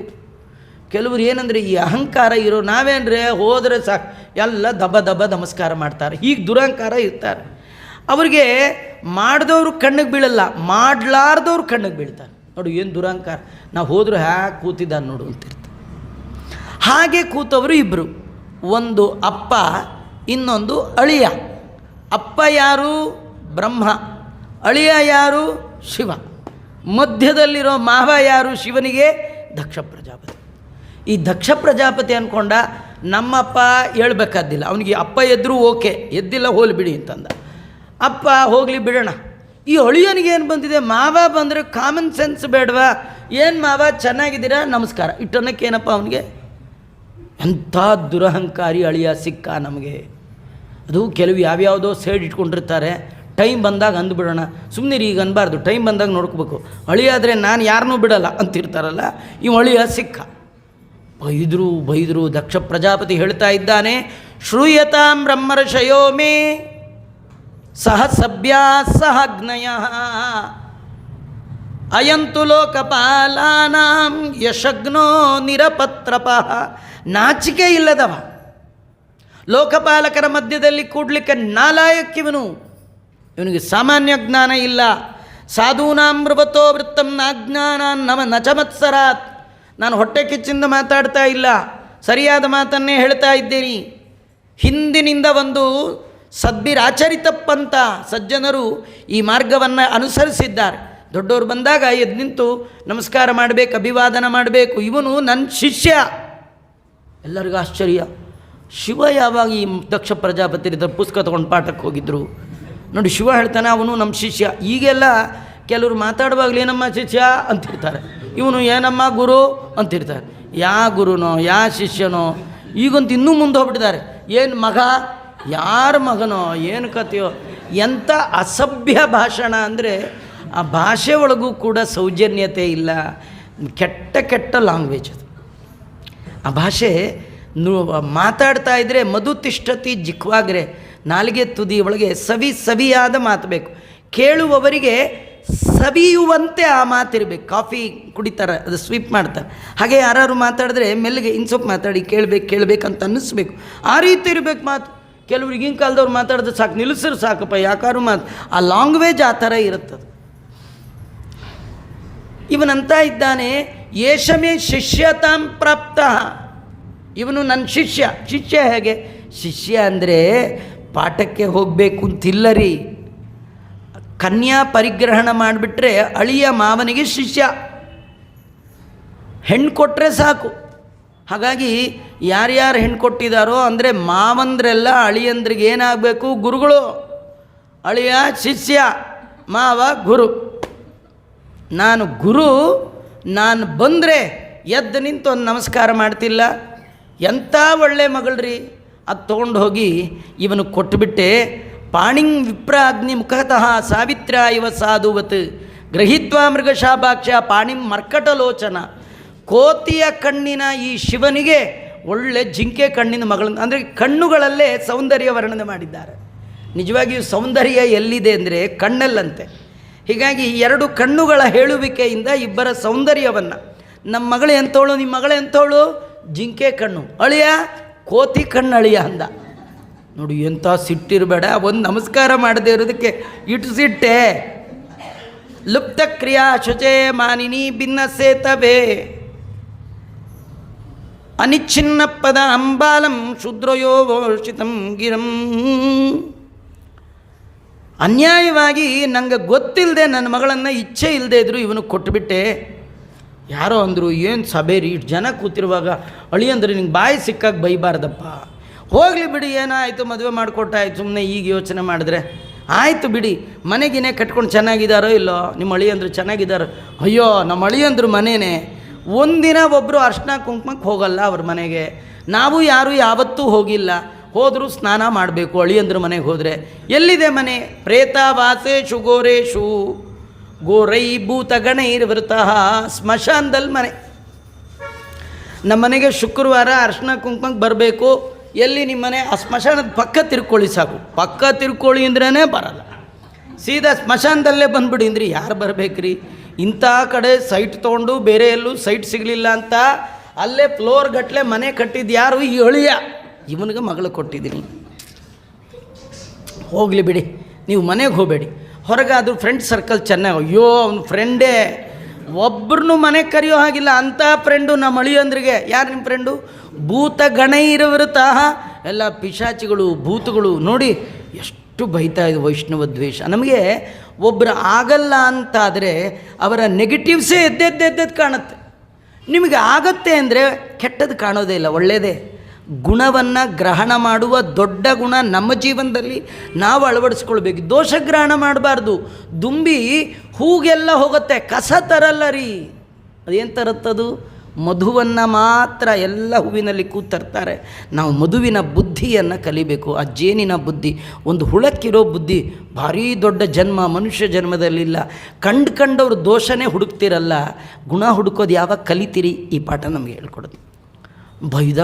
ಬೈದ ಯಾರೋ ಹೇಳಿದ್ರು, ಹೋಗಲಿ ನೋಡ್ಲಿಕ್ಕಾದರೂ ನಿಮ್ಮ ಅಳಿಯಂದು ಚೆನ್ನಾಗಿದ್ದಾರ? ಅಯ್ಯೋ ನೋಡಿದ್ರೆ ಭಯವಾಗತ್ತೆ ರೀ. ಯಾಕಂದರೆ ಅಟತಿ ಉನ್ಮತ್ತವತ್ತು, ಯಾವಾಗಲೂ ಹುಚ್ಚಿನ ಥರ ತಿರುಗಾಡ್ತಿರ್ತಾನೆ. ಅಲ್ಲ ಹೇಗಿರ್ತಾರೆ? ಒಮ್ಮೊಮ್ಮೆ ನಗುತ್ತಾನೆ. ರುದನ್ ಹಸನ್, ನಗುವಾರೋ ರೋದಿಸುವರೋ ನಾಟ್ಯವಾಡುವರೋ, ಜಗನ್ನಾಥ ವಿಠಲ ನಿನ್ನವರು ರುದ್ರದೇವರು ಏನು ಪರಮವೈಷ್ಣವರು, ಏನು ಧನ್ಯರೋ ಪಾಂಡು ರಂಗ ನಿನ್ನ ಕೊಂಡಾಡುವ, ಸದಾ ಕೊಂಡಾಡ್ತಿರ್ತಾರೆ ರುದ್ರದೇವರು ಅಲ್ವಾ? ಅಂತಹ ರುದ್ರದೇವರು ಹೀಗಿರ್ತಾರೆ. ಹೋಗಲಿ ಟ್ರಿಮ್ಮಾಗಿ ತಲೆಗಿಲೆ ಬಾಚ್ಕೊಂಡಾರು ಇರ್ತಾರೆ. ಅಯ್ಯೋ ನಮ್ಮ ಹುಡುಗನ ತಲೆ, ಅಳಿಯಂದ್ರ ತಲೆ ನೋಡಿದ್ರೆ ವ್ಯುಪ್ತಕೇಶ, ಎಲ್ಲ ಕಡೆ ಕೆದರ್ಕೊಂಡ್ಬಿಟ್ಟಿರ್ತಾರೆ. ಈಗ ಕೆದರ್ಕೊಂಡೇ ಹೋಗ್ಬೇಕ್ರಿ. ಶಾಲೆಗೆಲ್ಲ ನೀಟಾಗಿ ಬಾಚ್ಕೊಂಡು ಹೋಗ್ಬಿಟ್ರೆ ಒಳಗೆ ಬಿಡಲ್ಲ. ಅವನ್ನ ಜಂಗಲ್ ಮ್ಯಾನ್ ಅಂತಾರೆ. ಪೂರ ಕೆದರ್ಕೊಂಡು, ಓಹ್ ಜೆಂಟ್ಲ್ ಮ್ಯಾನ್ ಅಂತಾರೆ. ಕೆದರ್ಕೊಂಡ್ಬಿಡ್ಬೇಕು. ನಮ್ಮ ಹುಡುಗ ಮಳಿ ಅಂದರೆ ಈ ಥರ ಜೆಂಟ್ಲ್ ಮ್ಯಾನ್. ವ್ಯುಪ್ತಕೇಶ, ಹೋಗಲಪ್ಪ. ಏನಾದರೂ ಸೆಂಟು ಪೌಡ್ರು ಗಿವ್ಡ್ರ ಘಮ್ ಅಂದ್ಕೊಂಡಿರ್ತಾರೆ. ಕೆಲವರು ಸ್ನಾನ ಮಾಡದೇ ಇದ್ದರೂ ಘಮ್ ಅಂತಿರ್ತಾರೆ. ಅವ್ರ ಗಮ್ಮಲ್ಲ, ಮೈ ಮೇಲೆ ಹಾಕೊಂಡ್ರೆ ಪರ್ಫ್ಯೂಮ್ ಅಷ್ಟೇ ಅದು. ಹಾಗೆ ನಿಮ್ಮ ಹುಡುಗ ಏನು ಪರವಾಗಿಲ್ವ? ಅಯ್ಯೋ ನಮ್ಮ ಹುಡುಗನ ನಮ್ಮ ಅಳಿಯಂದರು ಚಿತಾಭಸ್ಮಕೃತ ಸ್ನಾನ, ಬೂದಿ ಆದರೆ ಪರವಾಗಿಲ್ಲ ರೀ, ಹೆಣ ಸುಟ್ಟು ಬೂದಿ ಮೈಗೆಲ್ಲ ಬಳ್ಕೊಂಡು ಅದ್ರಲ್ಲಿ ನರ್ತನ ಬೇರೆ, ಶಿವ ನೃತ್ಯ, ತಾಂಡವ ನೃತ್ಯ. ಇವತ್ತು ಕೂಡ ಮಹಾಕಾಲೇಶ್ವರ ಉಜ್ಜಯಿನಿಯಲ್ಲಿ ಪ್ರತಿ ಸೋಮವಾರ ಕಡೇದಾಗಿ ಸುಡುವಂತಹ ಆ ಇದನ್ನು ತಂದು ಆ ಬೂದಿಯಿಂದಲೇ ಅಭಿಷೇಕ ದೇವರಿಗೆ. ಚಿತಾಭಸ್ಮ ಕೃತಸ್ನ ಕಥೆ ಏನು ಗೊತ್ತಾ? ಇಷ್ಟೆಲ್ಲ ಅಮಂಗಲ ಮೈಲಿಗೆ ಇದ್ದರೂ ಅವ್ರ ಮೈಲಿಗೆ ಇಲ್ಲಂತ, ಅವ್ರ ಮಡಿ ಅಂತವ್ರು. ನೋಡಿ ಎಲ್ಲರ ಮದುವೆ ಮನೆಯಲ್ಲೂ ಪೂಜೆ ಯಾರ್ದು ಮಾಡೋದು? ಇವಂದೇ. ಶಿವ ಪಾರ್ವತಿಯರ ಫೋಟೋ ಇಟ್ಟೇ ಪೂಜೆ ಮಾಡೋದು. ಯಾರ ಮನೇಲಿ? ಮದುವೆ ಮನೇಲಿ. ಇರೋದೆಲ್ಲಿ? ಸ್ಮಶಾನದಲ್ಲಿ. ನೋಡಿ ಯೋಚನೆ ಮಾಡಿ. ನಿಮ್ಮ ಮನೆ ಮದುವೆಗೆ ಬಂದವರು, ಓ ಈಗ ಬಂದ್ರಾ? ಎಲ್ಲಿಂದ ಬಂದ್ರಿ? ಮದುವೆ ಮನೇಲಿ. ಈಗ ಬಂದ್ರಾ? ಎಲ್ಲಿಂದ ಬಂದ್ರಿ? ಈಗ ಒಂದು ಹೆಣ ಇತ್ತು ಸುಟ್ಟು ಬಂದ್ವಿ ಅಂದ್ರೆ ಏನು ಸಾಯ್ಬೇಕ್ರಿ? ಯಾರು ಹಾಗೆ ಬರ್ತಾರ? ಬಂದರೂ ಹೇಳಲಿಕ್ಕೆ ಸಾಧ್ಯವ? ಶಿವ ಬರೋದೇ ಅಲ್ಲಿಂದ. ಆದರೂ ಮಡಿ ಹೇಗೆ? ಶಿವನು ಧನ್ಯನಾದ, ಇವು ಮೌನಿ ಯುವತಿ ಪಾವನೆಯಾದಳು. ಯಾವುದರಿಂದ? ನಾಮ ಭಜಿಸುವವಗೆ ಉಂಟೆ ಭವದ ಬಂಧನ. ನಮ್ಮ ಎಲ್ಲ ಮೈಲಿಗೆಯನ್ನು ಕಳೆಯುವ ತಾಕತ್ತು ಒಂದು ನಾಮಕ್ಕಿದೆ, ಅದೇ ರಾಮನಾಮ. ಅದನ್ನು ಸದಾ ಧ್ಯಾನ ಮಾಡುವವರು ರಾಮಧ್ಯಾನಿಗಳು. ಮತ್ತ ಜನಪ್ರಿಯ ಅಂತ ಬೈದ ರೀ. ಬೈದು ಕಡೆಗೆ ಇಷ್ಟು ಬೈತಾ ಇದ್ದರೂ ಶಿವ ಮಾತ್ರ ಶಾಂತ ವಿಗ್ರಹ ಸುಮ್ಮನೆ ಕೂತಿದ್ದಾರೆ. ನೋಡಿ ಇದು ಭಾಳ ದೊಡ್ಡದ್ರಿ. ಯಾರು ನೀವು ಕಲಿಯುಗದಲ್ಲಿ ತಪಸ್ಸಂದರೆ ಈ ಹೆಂಡತಿ ಬಿಟ್ಟೋಗು, ಮನೆ ಬಿಟ್ಟೋಗು, ಉಗುರು ಬಿಡು, ಜುಟ್ಟು ಬಿಡು, ಇವ್ಯಾವು ಅಲ್ಲ ರೀ. ನಮಗಿಂತ ದೊಡ್ಡವರು ಬೇರೆಯವರು ನಮ್ಮನ್ನು ಬೈಯುವಾಗ ಸುಮ್ಮನೆ ಕೂತಿದ್ದೀರಿ, ಸಹನೆ ಮಾಡ್ತಾ ಇದ್ದೀರಿ ಅಂದರೆ ಅದೇ ತಪಸ್ಸು.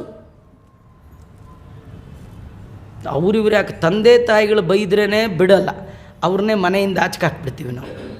ಇನ್ನು ಬೇರೆಯವ್ರು ಬೈದ್ರು ಬಿಡ್ತೀವಿ. ಅವ್ರು ಬಾಯಿ ಮಾಡಿದ್ರು ನಾ ಕೈಯೇ ಮಾಡಿದೆ ಅಂತ. ನೀವು ಅವ್ರ ಬಾಯಿಗೆ ಬರೋದು ಉತ್ತರ ಏನು? ಕೈ. ಇದು ಭಾಗವತರ ಕಥೆ ಅಲ್ಲ ಅಂತಾರೆ.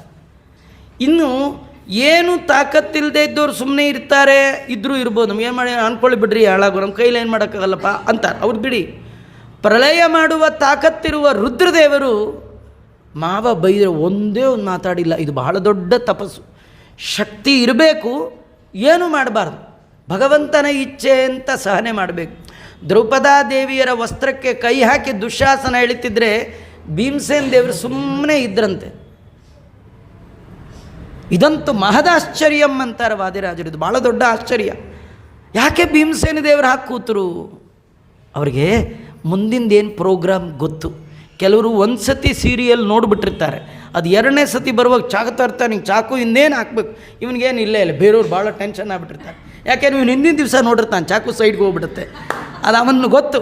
ಭೀಮಸೇನ ದೇವರಿಗೆ ಗೊತ್ತು ಮುಂದೇನಾಗತ್ತೆ, ಗೊತ್ತು ಏನಾಗತ್ತೆ ಮುಂದೆ. ದೇವರು ಬರ್ತಾನೆ, ಭಗವಂತನ ಸಂಕಲ್ಪ. ಡೈರೆಕ್ಟ್ರ್ ಏನು ಮಾಡ್ತಾನೆ ಗೊತ್ತಿದೆ, ಸುಮ್ಮನಿದ್ದಾರೆ. ಡೈರೆಕ್ಟ್ರ್ ಯಾರು?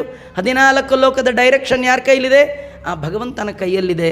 ಹೀಗಾಗಿ ರುದ್ರದೇವರಿಗೆ ಗೊತ್ತು ಎಲ್ಲ ಏನು ನಡೀತಿದೆಯೋ ಅದು ಭಗವಂತನ ಇಚ್ಛಾನುಸಾರವಾಗಿ ನಡೆಯುತ್ತೆ. ಮಾವ ಅಂದ್ರೆ ಅಂದ್ಕೊಳ್ಳಿ, ಸುಮ್ಮನೆ ಇದು ನೋಡಿ. ಈ ಕಲಿಯುಗದಲ್ಲಿ ದೊಡ್ಡವರು ಅಂದಾಗ ಸುಮ್ಮನೆ ಇರೋ ತಪಸ್ರಿ ನಿಜ. ನೀವು ಸುಮ್ಮನೆ ಇದ್ದರೂ ದೊಡ್ಡವ್ರು ಸುಮ್ಮನೆ ಇರಲ್ಲ ನೋಡಿ. ಅಷ್ಟು ಬೈತಿದ್ರೆ ಯಾಕೆ ಸುಮ್ಮನೆ ಇದ್ದಾನೆ ನೋಡಿ, ಅದಕ್ಕೆ ಮತ್ತೂ ಬೈತಾರೆ. ಯಾರೋ ನಿಮ್ಮನ್ನೇನೋ ಬೈದರು, ನಿಮ್ಮ ದೊಡ್ಡವ್ರು ಯಾರನ್ನ ಬೈದರು, ನೀವು ಸುಮ್ಮನೆ ಅವ್ರ ಮುಂದೆ ಹೇಗೆ ನಿಂತುಬಿಡಿ ನೋಡಿ. ಬೈತಿದ್ರೆ ಹೇಗೆ ನಿಂತಿದ್ದಾನೆ ನೋಡಿ, ಅದಕ್ಕೂ ಬೈತಾರೆ. ಹೋಗಲಿ ಬೇಡ, ಅವ್ರು ಏನಾರ ಬೈದ ನೀವು ಒಂದು ಮಾತಾಡಿ ನೋಡಿ, ಮಾತಿಗೆ ಮಾತು ಬೇಕು, ಹೀಗೂ ಒಂದು ಆಗು. ಅವ್ರು ಏನಾರ ಅನ್ನಲಿ ಅದಕ್ಕೆ ರಿಸಲ್ಟ್ ಏನು? ಭಗವಂತನ ಧ್ಯಾನ ಮಾಡಬೇಕಂತೆ. ಈ ಭೂಮಿ ಮೇಲೆ ತುಂಬ ಜನ ಥೂ ಅಂತಾರೆ, ಉಗಿತಾರೆ, ಮಲಮೂತ್ರ ವಿಸರ್ಜನೆ. ಭೂಮಿ ಅಳ್ಳಾಡಲ್ಲ, ಯಾಕಂದರೆ ದೇವ್ರ ಇಚ್ಛೇರಿ ಇಲ್ಲೇ ಉಗಿಬೇಕು, ಅವ್ರು ಇನ್ನೆಲ್ಲಿ ಉಗಿಬೇಕು, ಉಕ್ಕೊಳ್ಳಿ. ಎಂಥ ದೊಡ್ಡ ಸಹನ ನಮಗೂ ಯಾರಾದರೂ ಅಂದರೆ ಸುಮ್ಮನೆ ಇರಬೇಕಂತ. ದೇವರ ಧ್ಯಾನ ಮಾಡ್ತಾ ಸುಮ್ಮನೆ ಅಲ್ಲಿ ತೋರಿಸ್ತಾ ಇದ್ದಾರೆ ರುದ್ರದೇವರು. ಬೈದ ಕಡೆಗೆ ಶಾಪ ಹಾಕದ, ಇಷ್ಟು ಬೈದರೂ ಸುಮ್ಮನೆ ಇದ್ದಾನೆ. ಅಯಂತು ದೇವ ಯಜನ ಇಂದ್ರೋಪೇಂದ್ರ ದಿವಿರ್ಭವ ಯಜ್ಞಭಾಗಂ ನಲಭತಾಂ ದೇವೈ ದೇವಗಣಾಧಮ. ಮುಂದೆ ಯಾರು ಯಜ್ಞ ಮಾಡಿದರೂ ಇವನಿಗೆ ಆಹುತಿ ಕೊಡೋದು ಬೇಡ ಅಂತ ಶಾಪ ಕೊಟ್ಟ. ಹೋಗ್ಬಿಟ್ಟು ಪ್ರೋಗ್ರಾಮ್ ಎಲ್ಲ ಮುಗೀತ್ರಿ. ಬಂದವರೆಲ್ಲ ಅವ್ರ ಪಾಡಿಗೆ ಅವರು ಹೋದರು. ಶಿವನು ಎದ್ದ ಹೊರಟ. ಶಿವ ಹೊರಟಬೇಕಾದ್ರೆ ನಂದಿ ಹೇಳ್ದ, ಅಯ್ಯೋ ನಿಮ್ಮ ಮಾವ ನಿಮ್ಮನ್ನು ಎಷ್ಟು ಬೈದರು, ನೀವು ಯಾಕೆ ಕೇಳಿಸ್ಕೊಳ್ಳಿಲ್ವಾ? ರುದ್ರದೇವರಂದರು, ನಮ್ಮ ಮಾವ ಬಂದಿದ್ರಾ? ನಂಗೆ ಗೊತ್ತೇ ಆಗಲಿಲ್ಲ. ಬೈದ್ರಾ? ಮೊದಲೇ ಗೊತ್ತಾಗಲಿಲ್ಲ. ಏನೋ ನಮ್ಮ ಮಾವ ನನ್ನ ಬಗ್ಗೆ ತಪ್ಪು ತಿಳ್ಕೊಂಡಿದ್ದಾರೆ, ಹೋಗಲಿ ಬಿಡು ನಂದಿ ಅಂತ ಹೇಳಿಬಿಟ್ರು. ನೋಡಿ ಎಷ್ಟು ಏನೋ ಗೊತ್ತಿಲ್ಲಪ್ಪ ಸುಮ್ಮನೆ ಆದ್ರಲ್ಲ, ಗೊತ್ತಾದ ಮೇಲೂ ಸುಮ್ಮನೆ ಆದರು. ಅದು ಇನ್ನೂ ದೊಡ್ಡದು. ಗೊತ್ತಾದ ಮೇಲೂ ನೋಡಿ, ಇದೇ ಪ್ರಸಂಗ ನಮ್ಮ ಜೀವನದಲ್ಲಿ ಬಂದು ನಾವು ಅಯ್ಯೋ ನಿಮ್ಮ ಮಾವ ಬಾಯಿ ಸಿಕ್ಕಾಗಿ ಬೈದರು ಅಂದರೆ ಅವತ್ತೇ ಸ್ಕೂಟ್ರಲ್ಲಿ ಕರ್ಕೊಂಡೋಗಿ ಮನೆಯವ್ರನ್ನ ಮಾವನ ಮನೇಲಿ ಬಿಸಾಕಿ ಬಂದುಬಿಡ್ತಾರೆ. ನೀವೇ ನೋಡ್ಕೊಳ್ಳಿ, ಏನಾರು ಮಾಡ್ಕೊಂಡು ಹೋಗಿ, ಇಷ್ಟು ಬೈತೀರಾ ತೊಗೊಂಡೋಗಿ ನೀವೇ ಇಟ್ಕೊಳ್ಳಿ ಅಂತ ಹೇಳಿ ಕಳಿಸೇ ಬಿಡ್ತಾರೆ. ಕಳಿಸ್ತಾರೋ ಇಲ್ಲ? ಎಂಥ ಶಿವರಿ, ಒಂದು ಮಾತಾಡಲಿಲ್ಲ. ರುದ್ರದೇವರು ಮಾತೇ ಇಲ್ಲ, ಅವ್ರ ಪಾಡಿಗೆ ಅವ್ರು ಬಂದುಬಿಟ್ರು. ಆದರೆ ನೋಡಿ, ಕೋಪ ಬರುತ್ತೆ, ಎಲ್ಲರಿಗೂ ಕೋಪ ಬರುತ್ತೆ. ಕೋಪ ಬಾರ್ದಿದ್ದವರೇ ಇಲ್ಲ. ಸಜ್ಜನರ ಲಕ್ಷಣ ಕ್ಷಣಕಾಲ ಕೋಪ, ದುರ್ಜನರ ಲಕ್ಷಣ ದೀರ್ಘಮನ್ಯವ. ತುಂಬ ಕಾಲ ಯಾರು ಸಿಟ್ಟಿಟ್ಕೊಳ್ತಾರೆ ಅವರು ಸಾಧುಗಳಲ್ಲ, ಸಜ್ಜನರಲ್ಲ, ಅವರು ದುರ್ಜನರು. ಜೀವನದಲ್ಲಿ ನಡೆಯುವ ಕಹಿ ಘಟನೆಗಳನ್ನು ಆಗಾಗಾಗೆ ಮರ್ತು ಬಿಡಬೇಕು. ಕೆಲವರು ಮರೆಯೋದೇ ಇಲ್ಲ. ಕೆಲವು ಸಿಟ್ಟು ಬಂದು ಅಂತಿರ್ತಾರೆ, ನಾನು ಸತ್ರು ಮರೆಯಲ್ಲ ಅಲ್ಲ ರೀ, ಸಾಯೋದ್ರೊಳಗೆ ಮರೆತುಬಿಡಿ. ಸತ್ರು ಮರೀದೇ ಇದ್ದರೆ ಆ ನೆನಪೇ ಮತ್ತೊಂದು ಹುಟ್ಟಿಗೆ ಕಾರಣ ಆಗುತ್ತೆ. ಮರ್ತುಬಿಡಿ, ಆಗಾಗಾಗೆ ಮರ್ತುಬಿಡಿ. ನೋಡಿ, ಇಂಥ ಅಪಕಾರಗಳು, ಇಂಥ ಕೆಟ್ಟ ಕೆಲಸ, ಸತ್ರು ಮರೆಯಲ್ಲ ಅಂತಿರಲ್ಲ. ಅದೇ ದೇವರು ಮಾಡಿದ ಉಪಕಾರ ಸತ್ರು ಮರೆಯಲ್ಲ ಅಂತ ಯಾರು ಅನ್ನೋದೇ ಇಲ್ಲ. ಅವನು ಉಪಕಾರ ಮಾಡಿದ್ದು ಯಾವತ್ತೋ ಮರ್ತು ಹೋಗ್ಬಿಟ್ಟಿದೆ. ಎಂತೆಂಥ ಉಪಕಾರ ಭಗವಂತ ಮಾಡಿದ್ದು. ಸಜ್ಜನರಾದವರು ತಮ್ಮ ಜೀವನದಲ್ಲಿ ತಮಗೆ ನಡೆದ ಕಹಿ ಘಟನೆಗಳನ್ನು ಮರೆತು ಬಿಡ್ತಾರೆ. ದುಃಖ, ಅವ್ರಿಗೆ ಕೋಪ ಐತೆ ಯಾವುದೂ ಇರಲ್ಲ. ಆದರೆ ಯದ್ಯಪಿ ಸ್ವಾಭಾವಿಕನಾಗಿ ಉತ್ತಮನಾದ ದಕ್ಷ ಪ್ರಜಾಪತಿ ದೀರ್ಘಕಾಲ ಸಿಟ್ಟು ಮಾಡಿಕೊಂಡಿದ್ದಾನೆ. ಏನಾದರೂ ಮಾಡಿ ತನ್ನ ಅಳಿಯನಿಗೆ ಅವಮಾನ ಮಾಡಬೇಕು ಅಂತ ಅವನಿಗೆ ಬಹಳ ಕಾಯ್ತಾ ಇದ್ದ. ಆ ಅಳಿಯನಿಗೆ ಅವಮಾನ ಮಾಡಬೇಕು ಅಂತಲೇ ಮನೇಲಿ ಒಂದು ಫಂಕ್ಷನ್. ಈ ಥರ ಕೆಲವರು ಅಲ್ರಿ ಪಕ್ಕದಲ್ಲಿ ಸತ್ಯನಾರಾಯಣ ಪೂಜೆ ಬರ್ತೀರಾ? ಕರೆದೇ ಇಲ್ಲ ರೀ, ಏನು ದುರಹಂಕಾರ ಅವ್ರಿಗೆ, ನಮ್ಮನ್ನು ಖರೀದೇ ಮಾಡ್ತಾ ಇದ್ದಾರೆ, ಮಾಡ್ಕೊಳ್ಳಿ ಬಿಡಿ, ಅವ್ರ ಅಪ್ಪನ ಥರ ನಾ ಮಾಡ್ತೀನಿ ಅಂತ ಅವ್ರಿಗೆ ಹಾಳಾಗೋಲಿ ಅಂತ ಇವ್ರ ಮನೇಲೊಂದು ಪೂಜೆ. ಶಿವನಿಗೆ ಅವಮಾನ ಮಾಡಬೇಕು ಅಂಥೇಳಿ ಮಾವನಾದ ದಕ್ಷ ಪ್ರಜಾಪತಿ ಭಾರಿ ದೊಡ್ಡ ಫಂಕ್ಷನ್, ಬೃಹಸ್ಪತಿ ಸ್ತವ ಅಂತ ಒಂದು ಯಜ್ಞವನ್ನು ಮಾಡ್ತಾ ಇದ್ದಾನೆ. ಎಲ್ಲ ಲೋಕದ ಜನರಿಗೆ ಇನ್ವಿಟೇಷನ್ ಹಂಚಿದ. ಆ ಇನ್ವಿಟೇಷನ್ ಕೊಡುವಾಗ ಹೇಳಿದ್ದ, ಎಲ್ಲರಿಗೂ ಕೊಡಿ, ಒಬ್ಬನ ಬಿಟ್ಟು ಕೈಲಾಸ ಕಡೆಗೆ ಮಾತ್ರ ಪೋಸ್ಟ್ ಮಾಡಬಾರ್ದು. ಸರಿ, ಆ ದಿನ ಬಂತು. ಆ ದಿನ ಬಂದಾಗ ದಕ್ಷ ಪ್ರಜಾಪತಿಯ ಮನೆಗೆ ಎಲ್ಲ ಲೋಕದ ಜನಗಳು ಬರ್ತಾ ಇದ್ದಾರೆ. ಈ ದಾಕ್ಷಾಯಿಣಿಯ 15 ಅಕ್ಕಂದರು ಅವರ ಗಂಡ ಮಕ್ಕಳ ಜೊತೆಯಲ್ಲಿ ಅವರು ಕೂಡ ಅಪ್ಪನ ಮನೆ ತವರು ಮನೆ ಫಂಕ್ಷನ್ಗೆ ಹೊರಟಿದ್ದಾರೆ. ಹೊರಡುವಾಗ ಅವರವರು ವಾಹನದಲ್ಲಿ ಹೋಗ್ತಾ ಇದ್ದಾರೆ. ಯಾರು ಎಲ್ಲಿ ಹೋಗಬೇಕಾದ್ರೂ ಇವ್ರ ಮನೆ ಮುಂದೆನೇ ಹೋಗಬೇಕು. ಯಾರ ಮನೆ ಮುಂದೆ? ಶಿವನ ಮನೆ ಮುಂದೆ. ಅವ್ರಿಗೆ ಮೇಯ್ನ್ ರೋಡಲ್ಲಿ ಅಲಾಟ್ ಆಗಿತ್ತೋ ಏನು ಕಥೆಯೋ ಸೈಟು ಗೊತ್ತಿಲ್ಲ. ಹೋಗೋರಿಲ್ಲ, ಇವಳು ನೋಡೋದು ಹಾಯ್ ಅನ್ನೋದು, ಹೋಗೋದು ನೋಡೋದು. ಅವಳಿಗೆ ಯೋಚನೆ ಆಯಿತು, ಅಯ್ಯಯ್ಯೋ ನಮ್ಮಕ್ಕ ಹೋಗ್ತಾನ, ಅವ್ರ ಯಜಮಾನ್ರ ಜೊತೆ ಹೋಗ್ತಾ ಇದ್ದಾರಲ್ಲ, ಮಕ್ಕಳ ಜೊತೆ ಹೋಗ್ತಾ ಇದ್ದಾರಲ್ಲ, ಏನೇ ಎಲ್ಲಿ ಹೋಗ್ತಾ ಇದೆಯಾ, ಏನು ಸಮಾಚಾರ, ಏನು ಖುಷಿ ಇದೆಲ್ಲ ಅಂತ ಕೇಳಿದ್ರು. ಅಯ್ಯೋ ನಿಂಗೆ ಗೊತ್ತಿಲ್ವ ಅಪ್ಪನ ಮನೆ ಪ್ರೋಗ್ರಾಮ್. ಈ ಕೆಲವ್ರಿಗೆ ಅಪ್ಪನ ಮನೆ ಪ್ರೋಗ್ರಾಮ್ ಅಂದರೆ ಆರಾಧನೆ ಇದ್ದ ಹಾಗೆ. ಅದಕ್ಕೆ 3 ದಿನ 4 ದಿನ ಹೋಗ್ತಾರೆ. ಅಲ್ಲಿ ಇಲ್ಲಿ ಯಾರು ಅಂಥವ್ರಿಲ್ಲ, ಎಲ್ಲ ಒಂದೇ. ಕೆಲವರು ಮಾತ್ರ ಅಪ್ಪನ ಮನೆ ಪ್ರೋಗ್ರಾಮ್ ಅಂದರೆ ಭಾರಿ ಖುಷಿ, ಆನಂದಮಯ ಅದು. ಹಾಗೆ ಅಪ್ಪನ ಮನೆ ನೀ ಬರಲ್ವ ಅಂದಾಗ ಇವಳಿಗನ್ನಿಸ್ತು, ಎಲ್ಲೋ ನಮ್ಮಪ್ಪ ಬ್ಯುಸಿ ಒಳಗೆ ನಮಗೆ ಫೋನು ಲೆಟ್ರು ಮೆಸೇಜ್ ಏನೂ ಹಾಕಲಿಲ್ಲ, ಹಾಕದಿದ್ರೇನು ಹೋದರೆ ಆಯಿತು ಅಂಥೇಳಿ ಅವಳು ಸೂಟ್ ಕೇಸ್ ಕೀಟ ಎಲ್ಲ ರೆಡಿ ಮಾಡಿಕೊಂಡಿದ್ದೆ. ಅವಳೇನು ಮಾಡಿದ್ದಾರೆ, ತನ್ನ ಪತಿಯ ಹತ್ರ ಬಂದು ಕೇಳ್ತಾ ಇದ್ದಾರೆ, ಕಥಂ ಸುತಾಯ ಪಿತೃದೇಹ ಕೌತಕಂ. ಆ ತಂದೆಯ ಮನೆಯಲ್ಲಿ ಉತ್ತಮವಾದ ಕಾರ್ಯಕ್ರಮ ನಡೀತಾ ಇದೆ. ನಿಶಮ್ಯ ದೇಹ ಸುರವರಿಯ ನೆಂಗತೆ. ತಂದೆ ಮನೇಲಿ ಉತ್ತಮ ಕಾರ್ಯ ಆಗುವಾಗ ಕೇಳಿಯೂ ಕೂಡ ಹೋಗದೆ ಇರಲಿಕ್ಕೆ ಹೇಗೆ ಸಾಧ್ಯ? ನೀವು ಅನ್ಬೋದು, ಕರೆದಿಲ್ಲ, ನಿಮ್ಮಪ್ಪ ನಮ್ಮನ್ನೇನು ಕರೆದಿದ್ದಾರಾ ಅಂತ ಅನ್ಬೋದು. ಆದರೆ ಕೆಲವರ ಮನೆಯ ಕಾರ್ಯಕ್ರಮಗಳಿಗೆ ಕರಿಬೇಕು ಅಂತಿಲ್ಲ. ಅನಾಹುತಾಪ್ಯಭಿಯಾಂತಿ ಸೌಹೃದ. ನಾವೇ ಪ್ರೀತಿಯಿಂದ ಹೋಗ್ಬೋದು, ಕೆಲವೊಂದು ಕರಿಬೇಕಂತ ಇಟ್ಕೊಳ್ಬೇಕಾದ್ದಿಲ್ಲ. ಯಾರ ಮನೆ? ಭರ್ತೃಗುರೋ ದೇಹಕೃತಶ್ಚ ಕೇತನಂ. ತಂದೆ ತಾಯಿಗಳ ಮನೆಗೆ, ಗುರುಗಳ ಮನೆಗೆ, ಗಂಡನ ಮನೆಗೆ ಹೋಗುವಾಗ ಕರಿಬೇಕು ಅಂತ ಇಟ್ಕೊಳ್ಬಾರ್ದು, ಅದು ನಮ್ಮ ಮನೆ. ಈಗ ಒಂದು ಮದುವೆ ಮನೇಲಿ ಹೆಣ್ಣಿನ ತಂದೆ ಅಳ್ತಾ ಕೂತಿದ್ನಂತೆ. ಯಾರೋ ಕೇಳಿದ್ರು, ಯಾಕೆ ಸ್ವಾಮಿ ಅಳ್ತಾ ಇದ್ರಿ? ನೋಡಿ ಇಷ್ಟು ಜನ ಬಂದ್ಯಾರು, ನನ್ನ ಒಬ್ಬರು ಈ ಮದುವೆ ಮನೆಗೆ ಕರೆದೇ ಇಲ್ಲ. ಯಾರನ್ನ? ಹೆಣ್ಣಿನ ತಂದೆನ ಯಾರು ಕರಿಬೇಕ್ರಿ? ಅವನೇ ಆರ್ಗನೈಸ್ ಮಾಡಬೇಕು. ಅಂದರೆ ನನ್ನ ಕರೀಲಿಲ್ಲ ಅಂತ ಕೂತ್ಬಿಟ್ರೆ ಕರಿಬೇಕಂತಿಲ್ಲ. ಈಗ ಏನೋ ಮಂಗಳಗೌರಿ ಪೂಜೆ ಅಂತ ಯಜಮಾನ್ರು ಆಫೀಸ್ಗೆ ಹೋಗುವಾಗ ಗಾಡಿ ಒಳಗೆ ಹೆಂಡ್ತಿನ ತವ್ರ ಮನೆಗೆ ಬಿಟ್ಟು ಹೋಗಿರ್ತಾರಪ್ಪ. ಪೂಜೆ ಮುಗಿಸ್ಕೊಂಡು ಬುಧವಾರ ಆಟೋ ಓಲಾಗಿಲ್ಲ ಹಟ್ಕೊಂಡು ಓಲಾಡ್ಕೊಂಡು ಮನೆ ಬಂದು ಸೇರ್ಕೋಬೇಕ? ಬೇಡ.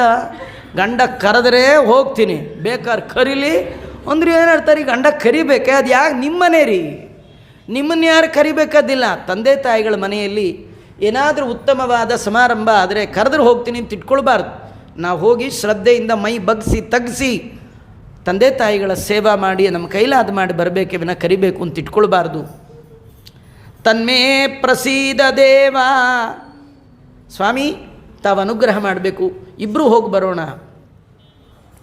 ರುದ್ರದೇವರು ನೋಡಿ ಈ ಒಂದು ಸಂದರ್ಭದಲ್ಲಿ ದಂಪತಿಗಳ ಮಾತು ಹೇಗಿರಬೇಕು ಅಂತ, ಒಬ್ರಿಗೊಬ್ರು ಮಾತಾಡೋದು ಹೇಗಿರಬೇಕು. ಕೆಲವರು ಮಾತಾಡುವಾಗಲೇ ಜಗಳಕ್ಕೆ ಶುರು ಮಾಡಿಕೊಂಡೇ ಬರ್ತಾರೆ. ರುದ್ರದೇವರಂತ ಇದ್ದಾರೆ, ತ್ವಯೋದಿತಂ ಶೋಭನಮೇವ ಶೋಭನೆ. ಯಾವಾಗಲೂ ಹೆಂಡತಿ ಏನಾದರೂ ಹೇಳಿದ್ರೆ ಮೊದಲು ಎಸ್ ಅಂದ್ಬಿಡ್ಬೇಕಂತ, ಆಮೇಲೆ ವೈ ಅಂಡ್ ವಾಟ್ ಎಲ್ಲ ಆಮೇಲೆ ಮೊದಲೇ ವೈ ಅಂದ್ರು ಕಟ್ಟಕ್ಕೆ ಬರೋದು. ರುದ್ರದೇವರು ನಿಮ್ಮ ದಾಂಪತ್ಯ ಚೆನ್ನಾಗಿರ್ಬೇಕಾದ್ರೆ ಹೇಗಿರ್ಬೇಕು ಹೇಳ್ಕೊಡ್ತಾ ಇದ್ದಾರೆ. ಅವರು ತ್ವಯೋದಿತಂ ನೀ ಹೇಳಿದೆಯಲ್ಲ 100% ಕರೆಕ್ಟ್ ಅಂದ್ಬಿಟ್ಟು ಇವಳು ಊದ್ಬಿಟ್ಲು. ಆಯಿತು ಇನ್ನು ಹೊರಟೇ ಬಿಡೋದು ಅಂತೇಳಿ ಅಂದ್ಕೊಂಡ್ಳು. ಆಗ ಅವರು ಹೇಳ್ತಾ ಇದ್ದಾರೆ, ನೀ ಹೇಳಿದ ಹಾಗೆ ಕರಿದೇ ಇದ್ರೂ ಹೋಗ್ಬೋದು, ಆದರೆ ನಾವು ಬಂದಾಗ ನಮ್ಮ ದೋಷವನ್ನೇ ಎತ್ತಿ ಆಡಬೇಕು, ನಾವು ಬಿದ್ದರೆ ಸಾಕು ನಗಬೇಕು, ನಮ್ಮ ಅಪಹಾಸ್ಯಕ್ಕೆ ನಮ್ಮನ್ನು ಗುರಿ ಮಾಡಬೇಕು ಅಂತ ಯಾರು ಕಾಯ್ತಿರ್ತಾರೆ ಅವರು ಎಂಥ ಬಂಧುಗಳಾದರೂ ಅವರ ಮನೆಗೆ ಹೋಗಬಾರ್ದು. ಕೆಲವರಿಗೆ ಆತ್ಮಮದ ದುರಹಂಕಾರದಿಂದ ಬಂದವರನ್ನೆಲ್ಲ ಕೆಟ್ಟ ದೃಷ್ಟಿಯಿಂದಲೇ ನೋಡ್ತಾ ಇರ್ತಾರೆ. ವಿದ್ಯಾ ತಪೋ ವಿತ್ತ ವಪುವಯಕ್ಕುಲೈ, ವಿದ್ಯೆ, ತಪಸ್ಸು, ಸಂಪತ್ತು, ಶರೀರ ಬಲ, ಯೌವನ, ಉಚ್ಚವಾದ ಕುಲ, ಇವೆಲ್ಲ ಗುಣ. 6 ಗುಣ ಸಜ್ಜನರಲ್ಲಿದ್ದರೆ ಮಾತ್ರ ಗುಣ. ಅದೇ ದುರ್ಜನರಿಗೆ ಹೋಗಿಬಿಟ್ರೆ ಅದು ದುರ್ಗುಣ ಆಗಿಬಿಡುತ್ತೆ. ನಿಮ್ಮಪ್ಪನಲ್ಲಿ ಎಲ್ಲ ಇದೆ. ನೈತಾದೃಶಾನ್ ಸ್ವಜನವ್ಯಪೇಕ್ಷೆಯ. ಈ ರೀತಿ ದುರಹಂಕಾರದಲ್ಲಿರುವವರು ನಮ್ಮವರು ಅಂದ್ಕೊಂಡು ನಾವು ಅಲ್ಲಿ ಹೋದರೆ ನಮಗೆ ಮಾನ ಸಿಗಲ್ಲ, ಮರ್ಯಾದೆ ಸಿಗಲ್ಲ, ಹೋಗಬಾರ್ದು, ಅವಮಾನ ಆಗುತ್ತೆ. ಆದ್ದರಿಂದ ಬೇಡ. ಅಲ್ಲ, ಅವರು ಒಳ್ಳೆಯವರೋ ಕೆಟ್ಟವರೋ ಗೊತ್ತಾಗೋದು ಹೇಗೆ? ಇವ್ರ ಮನೆಗೆ ಹೋಗಬೇಕೋ ಬೇಡವೋ? ನೋಡಿ, ರುದ್ರದೇವರ ಮಾತು ಹೇಳ್ತಾರವರು, ಯೇ ಅಭ್ಯಾಗತಾನ್ ವಕ್ರದಿಯಾಭಿಚಕ್ಷತೆ. ಯಾರು ಮನೆಗೆ ಬಂದವರನ್ನು ಕೆಟ್ಟ ಬುದ್ಧಿ ಆರೋಪಿತಬ್ರು ಹುಬ್ಬು ಹಾರಿಸಿ ಮಾತಾಡ್ತಾರೆ, ಅವ್ರ ಮನೆ ಒಳಗೆ ಹೋಗಬೇಡಿ. ಇದು ಕೆಟ್ಟ ಸಂಪ್ರದಾಯ ರೀ. ಅದು ಮಾತಾಡಿಸುವ ಕ್ರಮ ಅಲ್ಲ. ಯಾರಾದರೂ ಮನೆಗೆ ಬಂದರೆ ಕೆಲವರು ಬಾಗಿಲೇ ತೆಗೆಯಲ್ಲ, ತೆಗೆದ್ರು ಒಳಗಿನ ಏನೋ ಆಮೇಲೆ ಅಂತಾರೆ. ಮೊದಲು ಹುಬ್ಬಲ್ಲಿ ಕೇಳ್ತಾರೆ, ಆಮೇಲೆ ಸೌಂಡ್ ಬರುತ್ತೆ. ಹಾಗೆ ಮಾಡಿದ್ರೆ ದುರಹಂಕಾರ ಅಂತದ್ದು. ಯಾರಾದರೂ ಮನೆಗೆ ಬಂದರೆ ಏನು, ಯಾಕೆ ಬಂದ್ರಿ, ಎಲ್ಲಿ, ಇವೆಲ್ಲ ಕೇಳಬಾರ್ದು. ದಯಮಾಡಿಸಿ ಒಳಗೆ ಬನ್ನಿ ಅಂತ ಮೊದಲು ಕರಿಬೇಕಂತ. ಎಲ್ಲರಿಗೂ ಅಲ್ಲ, ಜನರಿಗೆ ಎಲ್ಲ ಅಲ್ಲ. ಕಸದವನು ಬಂದರೆ ಬನ್ನಿ ದಯಮಾಡಿ ಒಳಗೆ ಬರಬೇಕು, ಹಿಂಗೆ ಯಾರು ಜನರು ಬರುವರು. ಸಜ್ಜನರು ಬಂದಾಗ ಹೇಗಿರಬೇಕು ಮಹಾತ್ಮರಲ್ಲಿ? ಇದು ಮಹನ್ನಿಂದ ವರ್ಜನ ಪ್ರಕರಣ. ಮಹಾತ್ಮರಲ್ಲಿ ಹೇಗಿರಬೇಕು ಅಂತ ತೋರಿಸಿಕೊಡುವ ಪ್ರಸಂಗದಲ್ಲಿ ಹೇಳ್ತಾ ಇದ್ದಾರೆ. ಹಾಗೆ ನಾವು ಅತಿಥಿ ಅಭ್ಯಾಗತರ ಒಂದು ಸೇವೆಯನ್ನು ಮಾಡಬೇಕು. ಯಾರು ನಮ್ಮ ದೋಷವನ್ನೇ ಎತ್ತಾಡ್ತಾರೆ, ಯಾರು ಹುಬ್ಬಾರಿಸಿ ಮಾತಾಡ್ತಾರೆ, ಅವರು ಆಡುವ ಮಾತುಗಳು ಮನಸ್ಸಿಗೆ ನಾಟುತ್ತೆ, ಮನಸ್ಸಿಗೆ ಗಾಯವನ್ನು ಉಂಟು ಮಾಡುತ್ತೆ. ದೇಹದಲ್ಲಿ ಗಾಯ ಆದರೆ ಹೋಗಿಬಿಡುತ್ತೆ ಬೇಗ. ಮನಸ್ಸಿನಲ್ಲಿ ಮಾಡಿದ ಗಾಯ ವರ್ಷಾನ್ಗಟ್ಟಲೆ ಉಳಿದು ಬಿಡುತ್ತೆ. ಕೆಲವರು ಮಂಗಳಾರತಿ ಮಾಡುವಾಗಲೂ ಅದೇ ನೆನಪು. ಯಾಕಾರು ನೆನ್ನೆ ಮದುವೆ ಮನೆಗೆ ಹೋಗಿದ್ನು, ಒಂದು ಕಾಫಿ ಕೊಡಲಿಲ್ಲ, ಒಂದು ಇಲ್ಲಿ ಮಾಡ್ತಿರೋದು ಮಂಗಳಾರತಿ, ತಲೆ ಒಳಗೆ ನೆನ್ನೆ ರಿಸೆಪ್ಷನ್ಗೆ ಹೋಗಿದ್ದೆ ಗೋಳು. ಯಾಕೆ ಹೋಗಿದ್ರಿ? ನೀವು ಹೋಗದೇ ಇದ್ದರೆ ನಡೀತಿರ್ಲಿಲ್ವೇ? ಹೋಗೋದು ಯಾಕೆ, ಬೇಜಾರು ಮಾಡ್ಕೊಳ್ಳೋದು ಯಾಕೆ ಅಂತ ರುದ್ರದೇವರು ನಮ್ಮನ್ನು ಕೇಳ್ತಾ ಇದ್ದಾರೆ. ಇಷ್ಟೆಲ್ಲ ಆಗುವಾಗ ಆ ತಾಯಿ ಕೇಳ್ತಾ ಇದ್ದಾಳೆ, ಅಲ್ಲ ಇಷ್ಟೆಲ್ಲ ಪುರಾಣ ಹೇಳ್ತೀರಿ, ಅವತ್ತು ನಮ್ಮಪ್ಪ ಬಂದಾಗ ನೀವೊಂದು ಎದ್ದು ನಿಂತು ನಮಸ್ಕಾರ ಮಾಡಿಬಿಟ್ಟಿದ್ರೆ ಇವತ್ತು ಮೊದಲನೇ ಲೆಟರ್ ನಮ್ಮನೆಗೆ ಬರ್ತಿತ್ತು. ಇಷ್ಟೆಲ್ಲ ಜಗಳಕ್ಕೆ ಕಾರಣ ನೀವೇ. ಇದು ಯಾರೊಂದಿದ್ದಿದ್ದು? ಜಗತಪ್ಪಿತರವು ಒಂದೇ ಪಾರ್ವತಿ ಪರಮೇಶ್ವರು. ಎಂದೆಂದು ಗಂಡನ ವಿರುದ್ಧ ಮಾತಾಡದ ದಾಕ್ಷಾಯಿಣಿ ಅಂತ ಇದ್ದಾಳೆ. ನಮ್ಮ ಈ ವೈಮನಸ್ಯಕ್ಕೆ ನೀವೇ ಕಾರಣ, ನಿಮ್ಮದೇ ದುರಹಂಕಾರ ಅನ್ನೋ ಥರ. ನಮ್ಮಪ್ಪ ಬಂದಾಗ ಯಾಕೆ ಹಂಗೆ ಕೂತಿದ್ರಲ್ಲ, ಯಾಕೆ ಹಾಗೆ ಕೂತಿದ್ರಿ? ಒಂದು ನಮಸ್ಕಾರ ಮಾಡಬಾರ್ದಿತ್ತು, ಒಂದು ಮಾತಾಡಬಾರ್ದಿತ್ತು. ಆಗ ರುದ್ರದೇವರು ಒಳಗೇ ನಗುತ್ತಾ ಇದ್ದಾರೆ. ಅಲ್ಲ, ಯಾಕೆ ಮಾಡಲಿಲ್ಲ ಅಂತ ಅವತ್ತೇ ಕೇಳಿದರೆ ಅವತ್ತೇ ಉತ್ತರ ಹೇಳಿಬಿಡ್ತಿದ್ದೆ.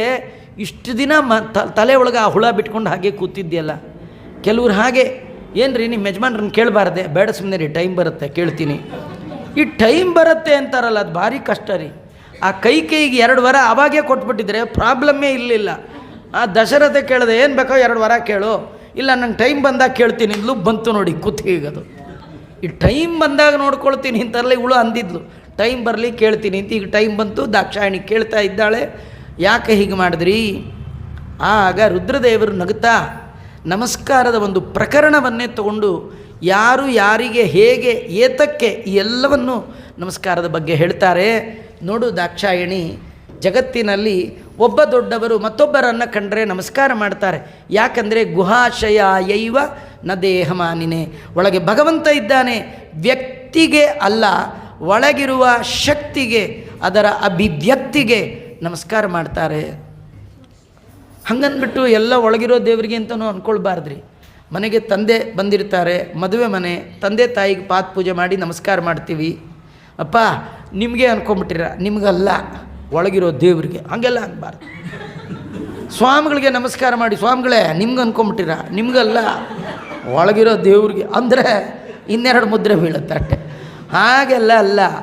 ಗುಹಾಶಯೈವ ನ ದೇಹಮಾನಿನೇ ಪಿಚ. ದೇಹಮಾನಿಗೂ ಹೌದು. ಸಜ್ಜನರಾದರೆ, ಉತ್ತಮರಾದರೆ ಆ ದೇಹ ಜೀವಾಭಿಮಾನಿ. ದೇಹಕ್ಕೂ ಎಷ್ಟು ಸಾಧನೆ ಮಾಡಿದೆ ಅದು. ಎಂಥ ಚಾತುರ್ಮಾಸ್ಯ, ಎಂಥ ಏಕಾದಶಿ, ಆ ಜೀವಕ್ಕೂ ಆ ದೇಹಕ್ಕೂ ಒಂದು ನಮಸ್ಕಾರ, ಒಳಗಿರುವ ತತ್ವಾಭಿಮಾನಿಗಳಿಗೆ ನಮಸ್ಕಾರ, ಒಳಗಿರುವ ಮುಖ್ಯ ಪ್ರಾಣದೇವರಿಗೆ ನಮಸ್ಕಾರ, ಒಳಗಿರುವ ಭಗವಂತನಿಗೆ, ಒಬ್ಬ ಸಜ್ಜನನಿಗೆ ನಮಸ್ಕಾರ ಮಾಡಿಬಿಟ್ರೆ ಯಾವತೀರ್ವೈ ದೇವತಾ ತಾ ಸರ್ವ ವೇದ ವಿಧಿ ಬ್ರಾಹ್ಮಣೇ ವಸಂತಿ, ಆ ಬ್ರಾಹ್ಮಣರಲ್ಲಿ ಎಲ್ಲ ದೇವತೆಗಳಿರ್ತಾರೆ. ಆ ನಿಟ್ಟಿನಲ್ಲಿ ನಮಸ್ಕಾರ ಮಾಡ್ತಾ ಇದ್ದಾರೆ. ದಾಕ್ಷಾಯಣಿ ನಿಲ್ಲಿಸಲೇ ಇಲ್ಲ ರೀ. ದಾಕ್ಷಾಯಣಿ ಮತ್ತೆ ಗಂಡನ ಕೇಳಿದ್ಲು, ಹೌದು ನಮ್ಮಪ್ಪಂಗೆ ಜಂಬ ದುರಹಂಕಾರ, ನಮ್ಮಪ್ಪಂಗೆ ಮಾಡಬೇಡಿ, ನಮ್ಮಪ್ಪನ ಒಳಗಿರುವ ದೇವ್ರಿಗಾದರೂ ಮಾಡಬೇಕಿತ್ತು, ಯಾಕೆ ಮಾಡಲಿಲ್ಲ ಅದನ್ನು ಹೇಳಿ. ನೋಡಿ, ಹಿಂಗೆ ಮಾತಾಡೋಕ್ಕೆ ಶುರು ಮಾಡಿದ್ರೆ ಏನು ಮಾಡಬೇಕ್ರಿ? ಆಯ್ತಮ್ಮ ನೀನು ಇಷ್ಟಿಗೆ ಹೋಗಿ ಮಾಡಿಬಿಡ್ಲೆ, ನಾವಾಗಿದ್ದು ಹಿಂಗೆ ಕೇಳ್ತಿದ್ವಿ. ರುದ್ರದೇವರಂತ ಇದ್ದಾರೆ, ನಿಮ್ಮಪ್ಪನ ಒಳಗಿರುವ ದೇವರಿಗೆ ಯಾಕೆ ಮಾಡಲಿಲ್ಲ ಅಂತ್ಯಾ? ನೋಡು, ನಿಮ್ಮಪ್ಪನ ಒಳಗಿರುವ ದೇವರು ಕಾಣುವುದಕ್ಕಿಂತಲೂ ನಮ್ಮಪ್ಪನ ಒಳಗಿರುವ ದೇವರು ನನಗೆ ಚೆನ್ನಾಗಿ ಕಾಣ್ತಾ ಇದ್ದ. ಯಾಕೆ? ನಮ್ಮಪ್ಪನ ಕಂಡ್ರಾಗಲ್ಲ, ಅದಕ್ಕೆ ನಿಮ್ಮ ಕಾಣಲಿ ಅಲ್ಲ. ಮಲಿನವಾದ ಕನ್ನಡಿ, ಧೂಳಿನಿಂದ ಕೂಡಿದ ಕನ್ನಡಿ, ಎರಡು ಕನ್ನಡಿ ಇದೆ ರೀ. ಒಂದು ಕ್ಲೀನಾದ ಕನ್ನಡಿ, ಒಂದು ಧೂಳಿರುವ ಕನ್ನಡಿ. ನೀವು ಮುಖ ಎಲ್ಲಿ ನೋಡ್ಕೊಳ್ತೀರಿ? ಧೂಳಿರೋ ಕನ್ನಡಿಲಿ ನೋಡ್ಕೊಳ್ತೀರಾ? ಹೋಗೋದೇ ಇಲ್ಲ, ಕಾಣಲ್ಲ. ಕ್ಲೀನ್ ಕನ್ನಡಿ ನೋಡ್ಕೊಳ್ತೀರಿ. ನಮ್ಮಪ್ಪನ ದೇಹ ಅದು ಧೂಳಿಲ್ಲದ ಕನ್ನಡಿ. ಯಾರು ನಿಮ್ಮಪ್ಪ? ಬ್ರಹ್ಮ. ಅವರ ದೇಹ ಇಂಥದ್ದು, ಸತ್ವಂ ವಿಶುದ್ಧಂ ವಸುದೇವ ಶಬ್ದಿತಂ ಯದೀಯತೆ ತತ್ರ ಪುಮಾನ್ ಅಪಾವೃತಃ. ಭಗವಂತ ಬ್ರಹ್ಮದೇವರ ಒಳಗೆ ಚೆನ್ನಾಗಿ ಕಾಣ್ತಾ ಇದ್ದ. ಅದೋಕ್ಷಜೋಮೇ ಮನಸಾ ವಿಧೀಯತೆ ಅಂತ ಭಗವಂತನನ್ನು ನಾನು ಧ್ಯಾನ ಮಾಡ್ತಿದ್ದೆ. ನೋಡು ದಾಕ್ಷಾಯಿಣಿ, ನಿಮ್ಮಪ್ಪನ ಮೇಲೆ ನನಗೆ ಸ್ವಲ್ಪವೂ ದ್ವೇಷ ಇಲ್ಲ. ನಿಮ್ಮಪ್ಪ ಬಂದದ್ದು ನನಗೆ ಗೊತ್ತಿಲ್ಲ. ನಾನು ಕಣ್ಣು ಮುಚ್ಚಿ ನನ್ನ ಅಪ್ಪನ ಒಳಗಿರುವ ತಿಮ್ಮಪ್ಪನ ಧ್ಯಾನ ಮಾಡ್ತಿದ್ದೆ. ಇದೇ ಸರ್ವೋತ್ತಮತ್ವ ಪ್ರತಿಪಾದನೆ. ರುದ್ರದೇವರ ಬಾಯಲ್ಲಿಯೇ ರುದ್ರದೇವರು ಹೇಳ್ತಾ ಇದ್ದಾರೆ, ಮುಖ್ಯ ಪ್ರಾಣಾಂತರ್ಗತ ಅಂದರೆ ಬ್ರಹ್ಮಾಂತರ್ಗತನಾದ ಭಗವಂತನ ಧ್ಯಾನ ಮಾಡ್ತಿದ್ದೆ. ಅಂದರೆ ಸರ್ವೋತ್ತಮ ಯಾರು? ಸ್ವಯಂ ಭಗವಂತ ಅನ್ನೋದನ್ನು ನಾವಲ್ಲಿ ಕಾಣ್ಬೋದು. ಅಂತ ಸರ್ವೋತ್ತಮತ್ವದ ಪ್ರತಿಪಾದನೆಯನ್ನು ಯಾರಿಗೋ ಹೇಳಿದ್ರಲ್ಲ, ಹೆಂಡ್ತಿಗೆ ಹೇಳಿದ್ದಾರೆ. ಹೇಳಿ ಆದರೂ ಕೂಡ ಅವಳು ಕೇಳ್ತಾ ಇಲ್ಲ. ಈಗೇನು ನೀವು ಬರ್ತೀರಾ ಇಲ್ವಾ ಅಂದ್ಲು. ಅವಳಿಗೆ ಹೋಗಬೇಕು ಅಂತ ಆಸೆ. ಈ ಯಜಮಾನ್ರಿಗೆ ಏನು ಕೇಳಿದ್ರು ಮಾತಿನ ಬಲೆಗೆ ಸಿಕ್ಕಾಕ್ಕೊಳ್ಳಿಲ್ಲ. ಯಾಕೆಂದರೆ ಅವರ ಹೆಸರೇ ಮಾತಿಗೆ ಒಡೆಯರವರು. ಗಿರ ಅಂದರೆ ಮಾತು, ಗಿರ ಅದಕ್ಕೆ ಈಶ, ಅವರು ಒಡೆಯ, ಗಿರೀಶ ಅಂತ ಅವ್ರಿಗೆ ಕರೀತಾರೆ. ಮಾತಿನಲ್ಲಿ ಮಹಾದೇವರನ್ನು ಗೆಲ್ಲುವ ಸಾಮರ್ಥ್ಯ ಯಾರಿಗೂ ಇಲ್ಲ. ಹೀಗಾಗಿ ಇವಳು ಮಾತಿನಲ್ಲಿ ಸೋತ್ಲು. ಕಡೆಗೆ ಈ ಸೋತವರು ಕೋಪ ಮಾಡ್ಕೊಂಡು ಬಿಡ್ತಾರಲ್ಲ, ಇವಳು ಕೋಪ ಮಾಡ್ಕೊಂಡು ಕೇಳ್ತಾ ಇದ್ದಾಳೆ, ಬರ್ತೀರಾ ಇಲ್ವ? ರುದ್ರದೇವರು ಹೇಳಿದ್ರು, ನಾನು ಬರೋಲ್ಲ ಅಂತ ಮೊದಲೇ ಫಿಕ್ಸ್. ಈಗ ನಡೀತಿರೋ ವಾಕ್ಯಾರ್ಥ ಯಾಕಂದರೆ ನೀನು ಹೋಗಬೇಡ. ನನಗೆ ಹೋಗಿ ಯಾರು ಏನಂದರೂ ನನಗೇನು ಬೇಜಾರಾಗಲ್ಲ. ಆದರೆ ನನ್ನನ್ನು ಯಾರಾದರೂ ಅಂದರೆ ನನಗಿಂತ ನೀನು ಬೇಜಾರು ಮಾಡ್ಕೊಳ್ತೀಯ, ಅದು ತುಂಬ ಅವಮರ್ಯಾದೆ ಆಗುತ್ತೆ, ಬೇಡ ಅಂತ ಬಹಳ ಹೇಳ್ದೆ. ಅಲ್ಲ ಹೋದರೆ ಏನಾಗುತ್ತೆ? ಕೆಲವರು ಬೇಡ ಅಂದಮೇಲೂ ಇದು ಹೋಗೋ ಪ್ರಶ್ನೆ, ಮತ್ತು ಹೋಗ್ತೀವಿ ಏನಾಗುತ್ತೆ ಅಂತ. ಯದ್ಯೂರಜಿಷ್ಯತಿ ಹಾಯ ಮಧ್ವಚೋ, ನನ್ನ ಮಾತನ್ನು ಮೀರಿ ಹೋದೆ ಆದರೆ ಭದ್ರಂ ಭವತ್ಯಾನ ತಥೋ ಭವತಿ, ನಿಂಗೆ ಒಳ್ಳೇದಾಗಲ್ಲ ಅಂದರು.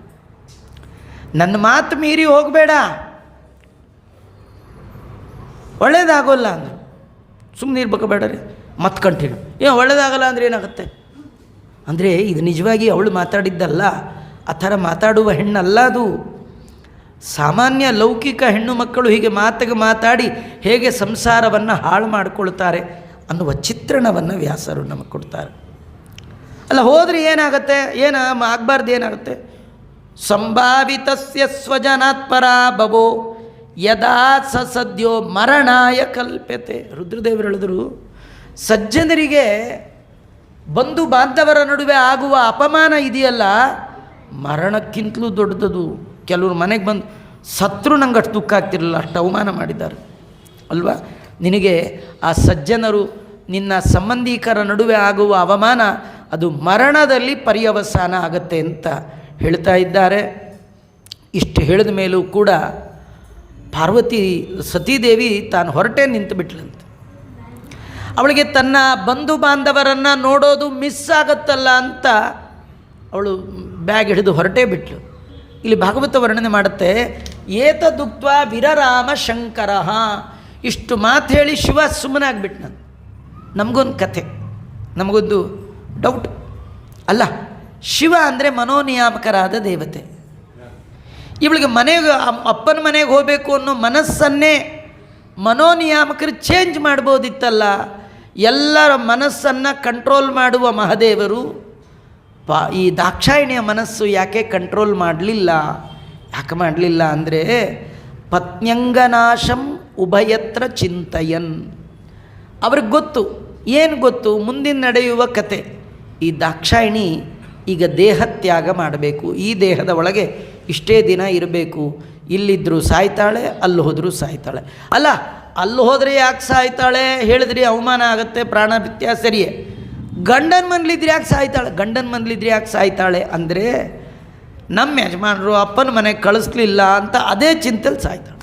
ಅದ್ರ ಬದಲು ಸಾಯೋದಿದ್ದರೆ ಮಾವನ ಮನೇಲೇ ಸಾಯಲಿ ಅಂತ. ಏತದುಕ್ತ ವಿರರಾಮ ಶಂಕರ. ಕಡೆಗೆ ಈ ದಾಕ್ಷಾಯಿಣಿ ಹೊರಟ್ಲಂತೆ. ಭಾಗವತ ವರ್ಣನೆ ಮಾಡುತ್ತೆ, ನಿಷ್ಕ್ರಾಮತಿ ನಿರ್ವಿಶತಿ ದ್ವಿದಾಚ. ಅವಳು ಒಂದು ಸ್ವಲ್ಪ ಹೊರಗೆ ಹೋಗ್ತಾಳಂತೆ. ಹೋದ್ಮೇಲೆ ಅಯ್ಯಪ್ಪ ಬೇಡ, ಯಜಮಾನ್ರನ್ನ ಯಾಕೆ ವಿರೋಧ ಮಾಡ್ಕೊಂಡು ಹೋಗ್ಬೇಕು, ಒಳಗೆ ಬರ್ತಿದ್ಲಂತೆ. ಗಂಡನ ಮುಖ ನೋಡ್ತಾನೆ, ಆವಾಗಲೂ ಹೀಗೆ ಇವ್ರು ನಂಬ್ಕೊಂಡ್ರಾಗ ಹೊರಡ್ತಿದ್ಲ. ಒಳಗೆ ಹೋಗೋದು ಹೊರಗೆ ಬರೋದು, ಒಳಗೆ ಹೋಗೋದು ಹೊರಗೆ, ಹಿಂಗೆ ಮಾಡ್ತಾ ಇದ್ದಾಳೆ. ಕಡೆಗೆ ಫೈನಲ್ ಆಗಿ ಹೊರಟು ಬಿಡೋಣ ಅಂತ ಹೊರಟ್ಲಂತೆ. ಹೊರಡುವಾಗ ತನ್ನ ಜೊತೆ ಗಂಡ ಬರ್ತಿಲ್ವಾ ಅಂತ ಸಿಟ್ಟಿನಿಂದ ಪ್ರದಕ್ಷತಿ ವೈಕ್ಷತ ಜಾತವೇ ಪತು. ಸಿಟ್ಟಿನಿಂದ ಮೈಕೈಯೆಲ್ಲ ನಡಗಿಸ್ತಾ ಗಂಡನನ್ನು ಸುಡುವಂತೆ ನೋಡ್ತಾ ಇದ್ದ, ದುರ್ಗುಟ್ಟಿ ನೋಡ್ತಾ ಇದ್ದ. ಭಾಗವತದಲ್ಲಿ ಈ ಶಬ್ದ ತುಂಬ ಚೆನ್ನಾಗಿ ಪ್ರಯೋಗ ಮಾಡಿದ್ದಾರೆ. ಜೀವನದಲ್ಲಿ ಏನು ಮಾಡಿದ್ರೂ ಗಂಡನ್ನು ಸುಡೋ ಹಾಗೆ ನೋಡಬಾರ್ದಂತ. ಅಲ್ಲ, ಸುಡೋಕ್ಕಾಗಲ್ಲ, ನೋಡಬಾರ್ದು. ಕೆಲವು ಸುಡೋಕ್ಕಾಗಿ ಹಿಂಗೆ ನೋಡ್ತಿರ್ತಾರೆ, ನೋಡಬಾರ್ದು.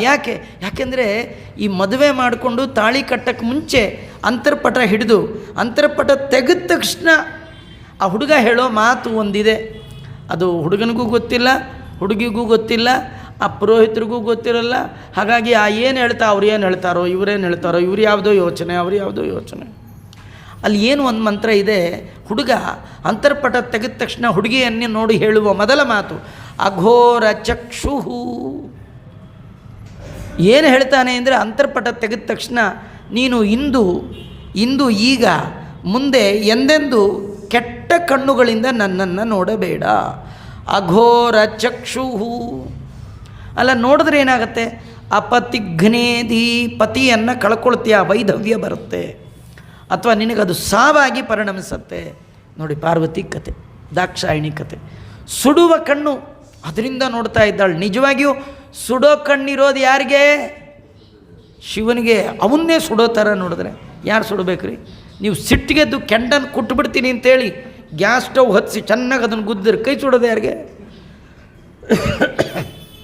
ಕಡೆಗೆ ಹೊರಟ್ಲು, ಸೀದಾ ಅಪ್ಪನ ಮನೆಗೆ ಹೋದ್ಲು. ಅಪ್ಪನ ಕಡೆಯವ್ರು ಯಾರೂ ಮಾತಾಡಿಸ್ಲಿಲ್ಲ. ಅವಳಂದ್ಲು, ನಾನು ಬಂದಿರೋದು ಹೋಮ ನೋಡಲಿಕ್ಕೆ, ಇದನ್ನು ನೋಡ್ತೇನೆ ಅಂತ ಕೂತ್ಲು. ಅಲ್ಲಿ ಎಷ್ಟೊತ್ತು ಕೂತರು ರುದ್ರದೇವರ ಭಾಗ ಕೊಡುವ ಸಂದರ್ಭ. ಆ ರುದ್ರ ಭಾಗಂ ತಮವೇಕ್ಷ ಚಾದ್ವರಂ ಪಿತ್ರಾಚ ದೇವೇ ಕೃತಹೇಳನಂ ವಿಭೌ ಅನಾದೃತಾಯಜ್ಞ ಸದಸ್ಯದೀಶ್ವರಿ ಚುಕೋಪಲೋಕಾನಿವ ದಕ್ಷ್ಯತೀರುಷಾ. ಸಿಟ್ಟು ಬಂತವಳಿಗೆ. ರುದ್ರದೇವರಿಗೆ ಆಹುತಿ ಕೊಡುವಾಗ ಅಪ್ಪ ದಕ್ಷ ಪ್ರಜಾಪತಿ ಪುರೋಹಿತರಿಗೆ ಬೈದ, ನನ್ನ ಅಳಿಯನಿಗೆ ಆಹುತಿ ಕೊಡಬೇಡಿ, ನಾನೇ ಶಾಪ ಕೊಟ್ಟಿದ್ದೀನಿ, ನಮ್ಮಲ್ಲೇ ಕೊಡ್ತೀರ ಅವನಿಗೆ, ಕೊಡು ಅಂಥೇಳಿ ಶಿವನ ಬೈಲಿಕ್ಕೆ ಶುರು ಮಾಡ್ದ.